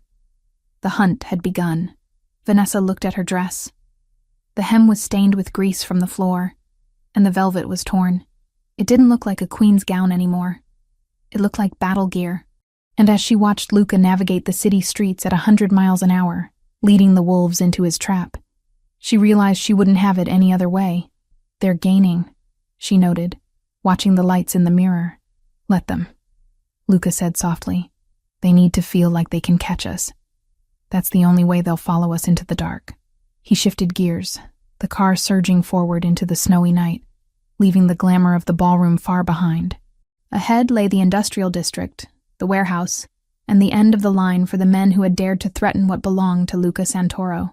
The engine of the sports car roared like a dying dragon, a mechanical scream that vibrated through the chassis and straight into Vanessa's bones. The city lights had long since faded into the rearview mirror, replaced by the desolate, flickering sodium lamps of the industrial district. Here, the snow didn't look like a Christmas decoration. It looked like ash, coating the rusting skeletons of abandoned factories and shipping containers.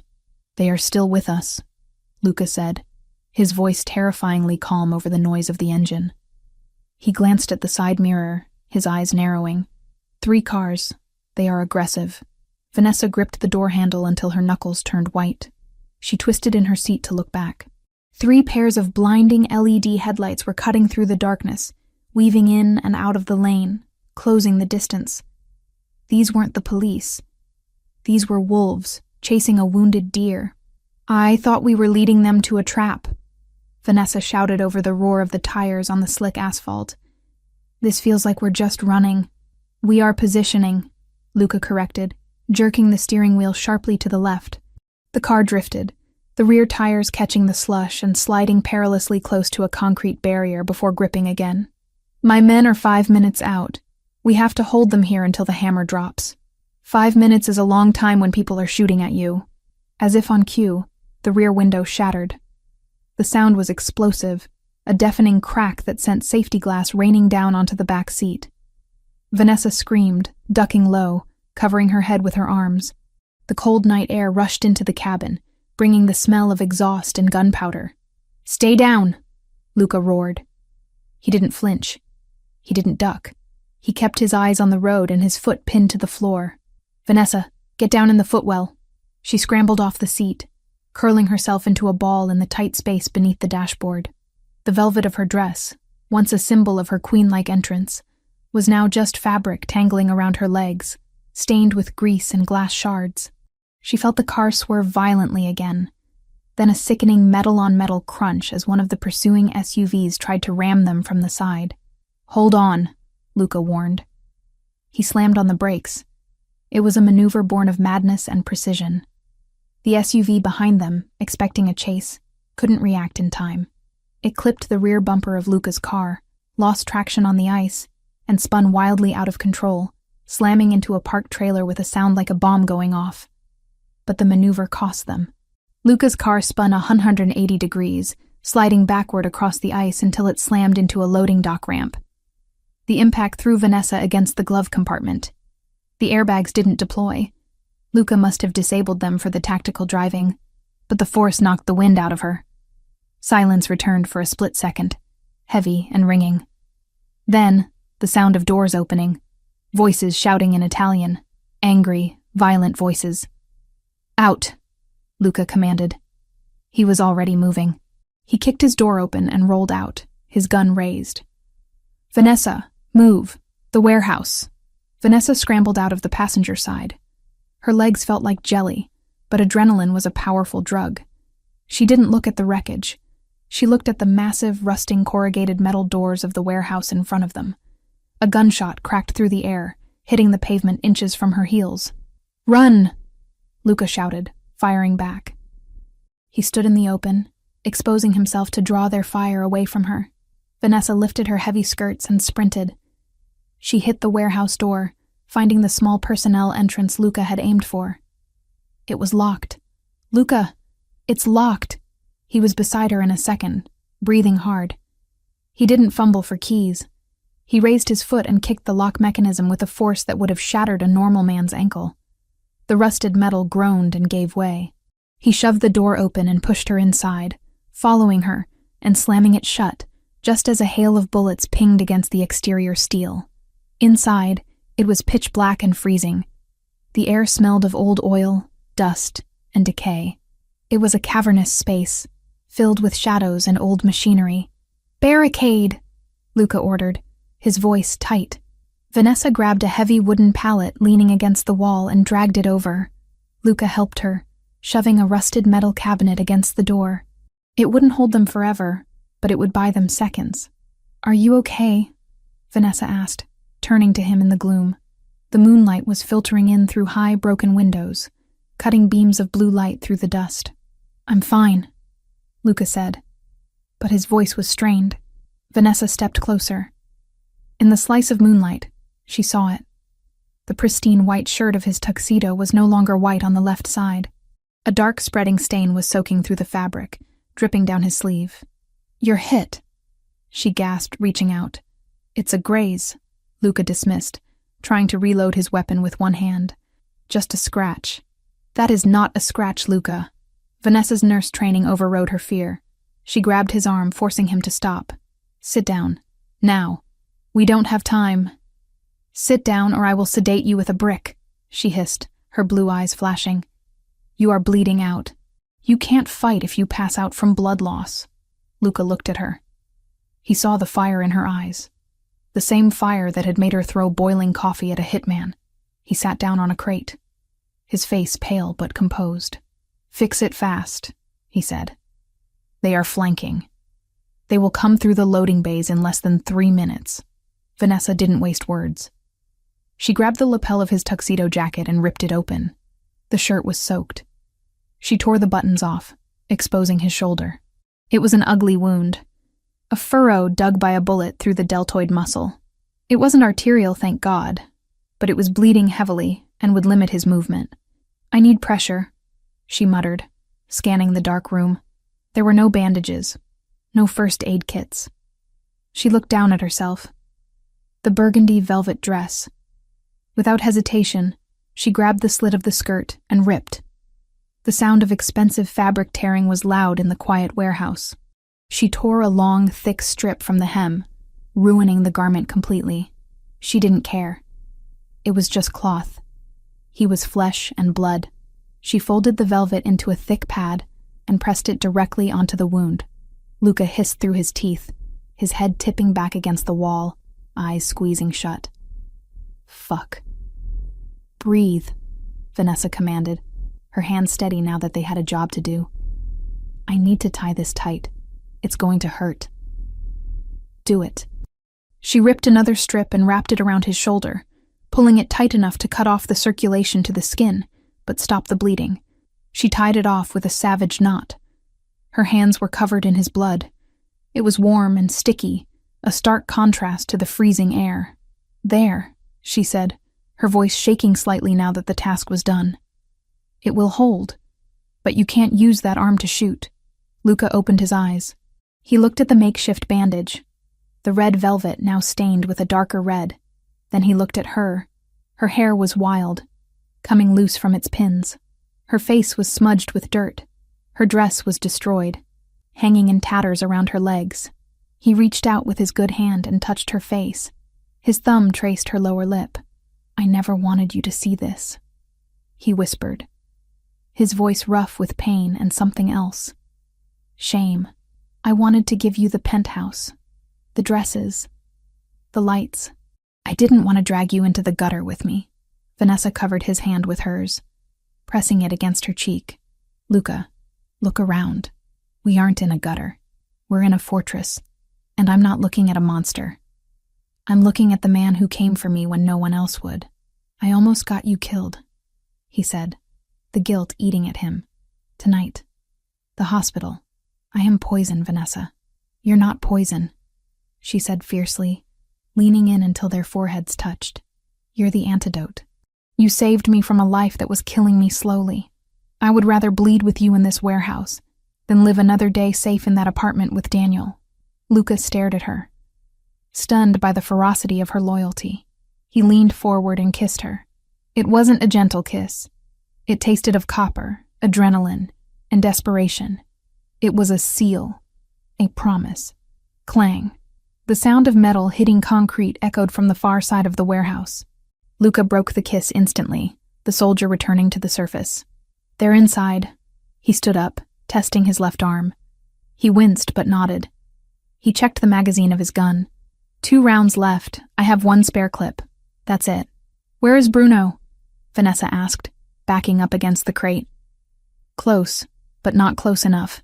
Luca reached to the small of his back and pulled out a second weapon.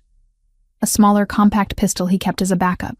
He checked the safety and handed it to Vanessa. She stared at the gun. It was heavy, cold, and lethal. She had never held a gun in her life. She healed people. She didn't break them. Take it, Luca ordered. Safety is off. You point and you pull the trigger. Don't think about who they are. Think about Lily. Vanessa took the gun. Her hand trembled, then steadied. Lily. Okay, she whispered. Get behind those oil drums, Luca instructed, pointing to a stack of barrels near the center of the room. Keep your head down. Do not shoot unless they cross the yellow line on the floor. If they cross that line, you empty the clip. Understood? Understood. Luca moved away from her, heading toward the shadows on the right flank, drawing their attention. Vittorio sent boys to do a man's job, Luca shouted into the darkness, his voice echoing off the metal walls. Come out. Let's finish this. A burst of automatic gunfire answered him, sparks flying from the pillar Luca had just passed. He returned fire. 2 controlled shots. A scream echoed in the dark. Vanessa crouched behind the barrels, gripping the pistol with both hands. Her heart was beating so fast it felt like a hummingbird trapped in her chest. She watched the darkness. She saw movement. To her left, while Luca was engaging the main group on the right, a shadow was creeping along the wall, heading toward his blind spot. A man in a dark tactical vest, moving silently. He had a shotgun. He was going to flank Luca. He was going to kill him. Vanessa didn't think. She didn't hesitate. The image of Lily opening her dollhouse flashed in her mind. The image of Luca bleeding on the crate. She stood up. Hey! She screamed. The shadow turned, surprised to see a woman in a tattered ball gown standing amidst the wreckage. Vanessa raised the gun. She didn't close her eyes. She aimed for the center of the mass, just like Luca had said. She pulled the trigger. The recoil jerked her arms up, shocking her. The gun barked loud and angry. The man grunted, spinning around as the bullet hit his shoulder.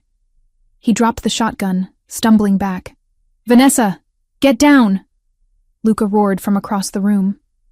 The man scrambled for his weapon with his good hand. Vanessa fired again. The bullet hit the floor near his feet, but it was enough to make him scramble back into cover. I'm here, she shouted to Luca. I'm watching your back.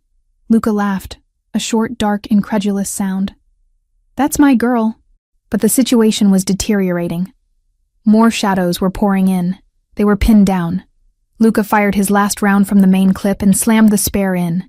We're out of time, Luca yelled. Vanessa, move back to the office. Go. No! Go! Suddenly, the warehouse doors, the massive loading bay doors at the far end, exploded inward. It wasn't a kick. It was a truck. A reinforced black armored truck smashed through the corrugated metal like it was paper, headlights blinding everyone in the room. The 'Ndrangheta gunman froze, blinded. The rear doors of the truck flew open. Bruno stepped out, holding an assault rifle. Behind him were 6 men in full tactical gear with the Santoro crest on their vests. Clear the room, Bruno ordered. The warehouse erupted in noise. It was a symphony of violence. The Santoro team moved with military efficiency, sweeping through the shadows. The 'Ndrangheta mercenaries didn't stand a chance. Within 30 seconds, the shooting stopped. Silence returned, heavier than before. Vanessa lowered the gun, her ears ringing. She stood up slowly from behind the barrels. The air was thick with smoke and dust. Clear, Bruno shouted. Luca emerged from the shadows. He was limping slightly, holding his wounded shoulder. But he was alive. He walked toward Vanessa. He didn't run this time. He walked with the heavy, inevitable stride of a man who had survived the end of the world. He stopped in front of her. He looked at the gun in her hand. He looked at the man she had shot, who was now being zip-tied by Bruno's men. You shot him, Luca said, sounding awestruck. He was going to hurt you, Vanessa said, her voice sounding distant to her own ears. The adrenaline was crashing. Her knees felt weak.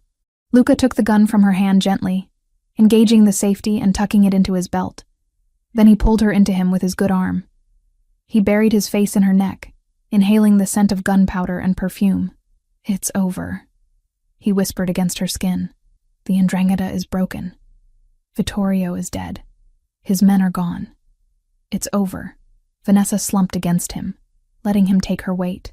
She wrapped her arms around his waist, careful of his wound. She felt the sticky wetness of his blood on her hands, but it didn't scare her anymore. It was just proof of life. "We need to get you to a doctor," she mumbled into his chest. "We have a medic team in the convoy," Luca said. He pulled back to look at her. His face was streaked with soot and sweat, but his eyes were clear. But first, he looked around the ruined warehouse, at the shattered glass, the bullet holes, the wreckage. Then he looked at her. Torn dress, messy hair, blood on her hands. "You are the most beautiful thing I have ever seen," he said. And he meant it. He didn't see a mess. He saw a survivor. He saw a queen who had forged her crown in fire. "I want to go home," Vanessa whispered. "Not the penthouse, not the safe house. I want to go. I just want to be with you and Lily. Home." Luca repeated the word like a vow. "Yes, let's go home." Bruno approached them, looking respectful but urgent. "Boss, we need to move. Police will be here in 10 minutes. The cleanup crew is inbound." "Let's go," Luca said. He guided Vanessa toward the armored truck. She stopped at the door and looked back one last time at the dark warehouse. She was leaving more than just a ruined dress in there. She was leaving the last of her fear. She had faced death. She had held a weapon. And she had stood her ground. She wasn't just the woman the mafia boss had saved anymore. She was the woman who had saved him back. "Vanessa?" Luca called from the truck, his hand outstretched. She took it. She climbed up into the safety of the armored vehicle, sitting next to him on the bench seat, as the truck rumbled to life and pulled out into the snowy night, leaving the carnage behind. Vanessa rested her head on Luca's uninjured shoulder. He kissed the top of her head. "Sleep," he murmured. "I'll wake you when we get there." "Where?" "To the beginning," Luca said. "The real beginning."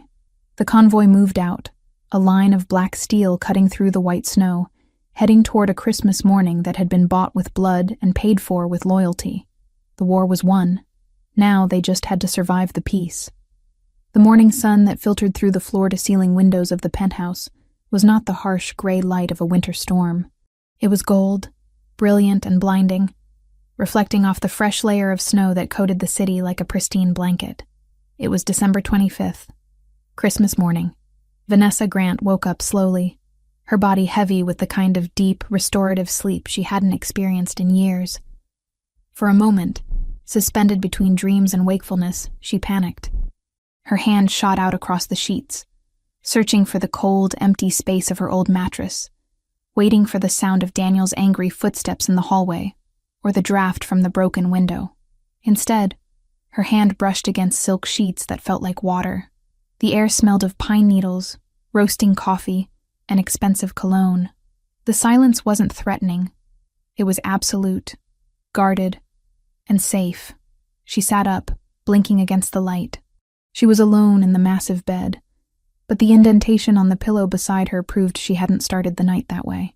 She pulled the duvet up to her chin, a blush heating her cheeks as memories of the last 2 days washed over her. The warehouse, the blood, the drive back, and then the quiet aftermath where they had simply held each other, too exhausted for passion, but too desperate for separation. "Luca," she whispered, though she knew he wasn't in the room. She slid out of bed, her feet sinking into the plush carpet. She grabbed the first thing she found, a white dress shirt draped over the velvet armchair. It was his. She slipped it on, the fabric swallowing her frame, the cuffs hanging past her fingertips. It smelled of him. Sandalwood, gunpowder, and the faint metallic tang of the antiseptic she had used to clean his wound. She walked out of the bedroom and down the long marble hallway. The penthouse, usually a monument to minimalism and cold luxury, had been transformed. It looked as if the North Pole had exploded in the living room. A tree, easily 12 feet tall, stood in the center of the room, its branches heavy with crystal ornaments, red ribbons, and twinkling white lights. Garlands of fresh holly draped the fireplace mantel. Stockings hung by the chimney, 3 of them. One embroidered with Luca, one with Vanessa, and a smaller one in the middle that said, Lily. Vanessa stopped, her hand flying to her mouth. 2 days ago, they had been bleeding in a freezing warehouse. Today, they were inside a Hallmark movie funded by a crime syndicate. Luca was sitting in the leather armchair near the window. He was wearing dark pajama pants and nothing else. His chest bare except for the heavy black sling that cradled his left arm. The white bandage on his shoulder stood out against his olive skin. He was holding a mug of coffee in his good hand, staring at the tree with a look of intense, brooding concentration, as if he were trying to calculate the structural integrity of the ornaments. You did this, Vanessa said softly, stepping into the room. Luca turned. His dark eyes swept over her, taking in the messy hair, the oversized shirt, and the bare legs. A flicker of heat ignited in his gaze, but he masked it quickly, replacing it with a guarded expression. My staff did this, he corrected, his voice raspy. I just authorized the expenditure. The elves work for a retainer. Vanessa smiled, walking over to him. She didn't hesitate. She sat on the wide arm of his chair, her hand resting gently on his uninjured shoulder. It's beautiful, Luca. Lily is going to lose her mind. Is she awake? Not yet. She sleeps like the dead when she's safe. Good. Luca took a sip of his coffee, his jaw tightening. Let her sleep. We need to talk before she wakes up. The tone of his voice sent a chill through Vanessa that had nothing to do with the winter air. It was the business voice. The voice he used when he was ordering Bruno to clear a room or buying a debt. Talk about what? Vanessa asked, her stomach twisting. About Daniel? About the Ndrangheta? Daniel is gone, Luca said flatly. He didn't elaborate. He didn't need to. The past tense was final. The police found his body in a ditch in Jersey this morning. Drug deal gone wrong. A tragic overdose. Case closed. Vanessa exhaled long and unsteady, as if her body was finally letting go of an old, stubborn tension. Dead. The monster under her bed was dead. She waited for the grief, or the guilt. But there was nothing. Just a vast, empty space where the fear used to be. And the Ndrangheta? She asked. Broken, Luca said. The raid on the warehouse was decisive. We cut off the head of the snake. The remnants have fled back to Italy. You are safe, Vanessa. Truly safe. No one is looking for you. No one is hunting you. Okay, she said slowly, watching his face. He wasn't looking at her. He was looking at the snow falling outside. That sounds like good news. So why do you look like you're about to fire me? Luca set the coffee mug down on the side table with a sharp click. He reached into the pocket of his pajama pants and pulled out a long, rectangular velvet box. It wasn't a ring box. It was too long for that. He held it out to her. His hand was steady, but his knuckles were white. Open it. Vanessa took the box. Her fingers trembled slightly. She opened the lid. Inside, resting on the black satin, was a heavy iron key and a folded stack of legal documents. What is this? She whispered. Freedom, Luca said. He shifted in the chair, wincing as the movement pulled at his stitches. That is the deed to a house in Connecticut. 4 bedrooms, big yard, good school district. It is fully furnished and paid for in your name. The taxes are prepaid for 20 years. He pointed to the papers. And that is a trust fund for Lily. It has enough money to ensure she never has to ask Santa for food again. She can go to college. She can travel. She can do whatever she wants. Vanessa stared at the contents of the box. It was a fortune. It was the escape hatch she had dreamed of every night she lay awake in her old apartment. It was a clean slate. I don't understand, she said, looking up at him. Are you sending us away? Luca finally looked at her. His eyes were dark pools of pain. I am giving you a choice, a real choice. When we met at the mall, you were desperate. You didn't choose me. You grabbed the only lifeline that was thrown to you. You needed protection. You needed money. He leaned forward, his voice dropping to a rough whisper. You have those things now. The threat is gone. You don't need the monster anymore. Monster? Vanessa repeated, her voice rising. Look at me, Vanessa. Luca snapped, gesturing to his sling, to the bruises on his ribs, to the invisible weight of the violence he carried. I am a man who kills people. I am a man who starts wars in warehouses. 2 days ago, you had to shoot a man to save my life. You had blood on your hands. My blood. His blood. He looked away, shame coloring his features. I never wanted that for you. I wanted to be your hero, not your corruptor. You are a nurse. You heal people. I break them. If you stay here, if you stay with me, that violence will always be a shadow in the corner. You can take that key, Vanessa. You can take Lily and go to Connecticut and live a normal, safe, beautiful life where no one shoots at you. The silence that followed was thick and heavy. Vanessa looked at the key. It was heavy, cool metal. It represented safety, normalcy, the life she was supposed to want. Then she looked at Luca. She saw the tension in his jaw, the way he was bracing himself for her to leave, as if he had already accepted that he wasn't good enough to keep her. She saw the boy from chemistry class who had been shocked that someone would help him with a cut. She saw the man who had bought a dollhouse because a little girl asked for a father. She closed the velvet box with a soft snap. Luca flinched, as if the sound was a gunshot. The car is waiting downstairs. Bruno will drive you whenever you are. Vanessa stood up. She walked over to the fireplace, where a cheerful fire was crackling behind the grate. Vanessa? Luca asked, confusion clouding his face. She tossed the velvet box into the fire. Luca surged out of the chair, ignoring his injury. Vanessa, what are you doing? That is... I know what it is, she interrupted, turning to face him, her eyes blazing with a blue fire that matched the intensity of the flames. It's a severance package, and I don't accept it. It's not a severance package, it's a life, Luca shouted, closing the distance between them. It's safety. Why would you burn safety? Because it's not my life, she shouted back, stepping into his space, grabbing the lapels of his shirt that she was wearing. My life isn't in Connecticut, Luca. My life is here. With you. I am dangerous. He growled, looking down at her, his body trembling with the effort to not grab her. I will always be dangerous. So am I, Vanessa said fiercely. I shot a man, Luca. I didn't freeze. I didn't cry. I pulled the trigger because he was threatening my family. You think I can go back to being a normal suburban mom after that?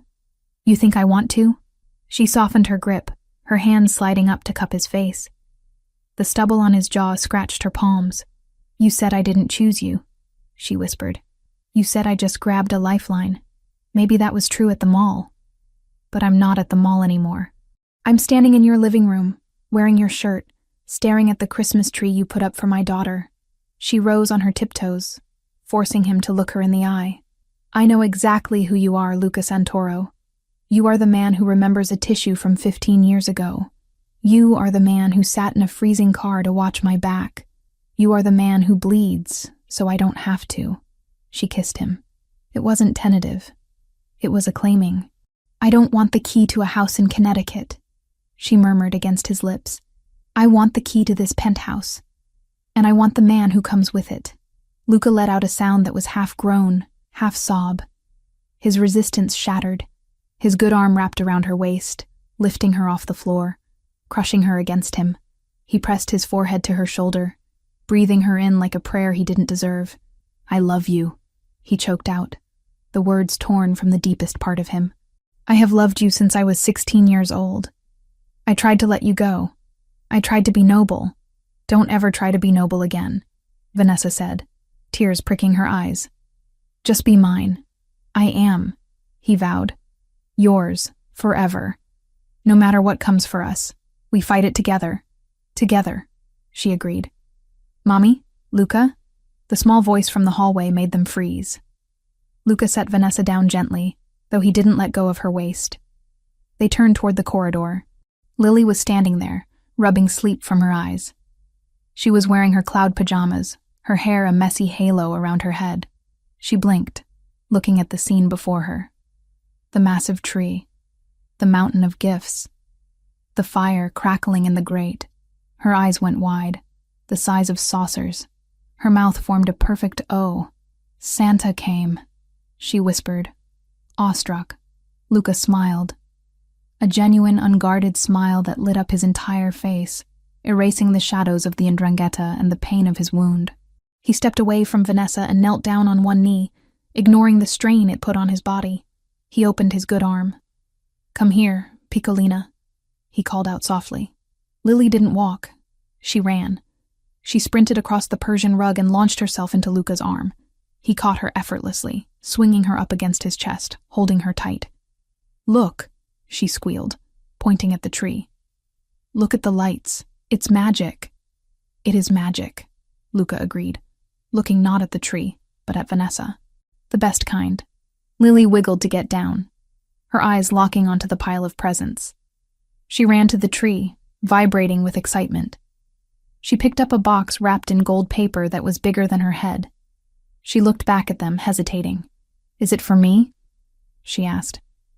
"Read the tag," Vanessa said, leaning against Luca's side, his arm immediately coming around to hold her. "Lily," the girl sounded out. "It's mine! Open it," Luca commanded, laughing. For the next hour, the penthouse was filled with the sounds of tearing paper, delighted squeals, and the crinkle of plastic packaging. Lily got the dollhouse accessories. She got the art set. She got the winter coat that looked like a princess robe. She got things Vanessa couldn't have afforded in 1,000 years. But amidst the chaos of consumerism, Vanessa noticed something.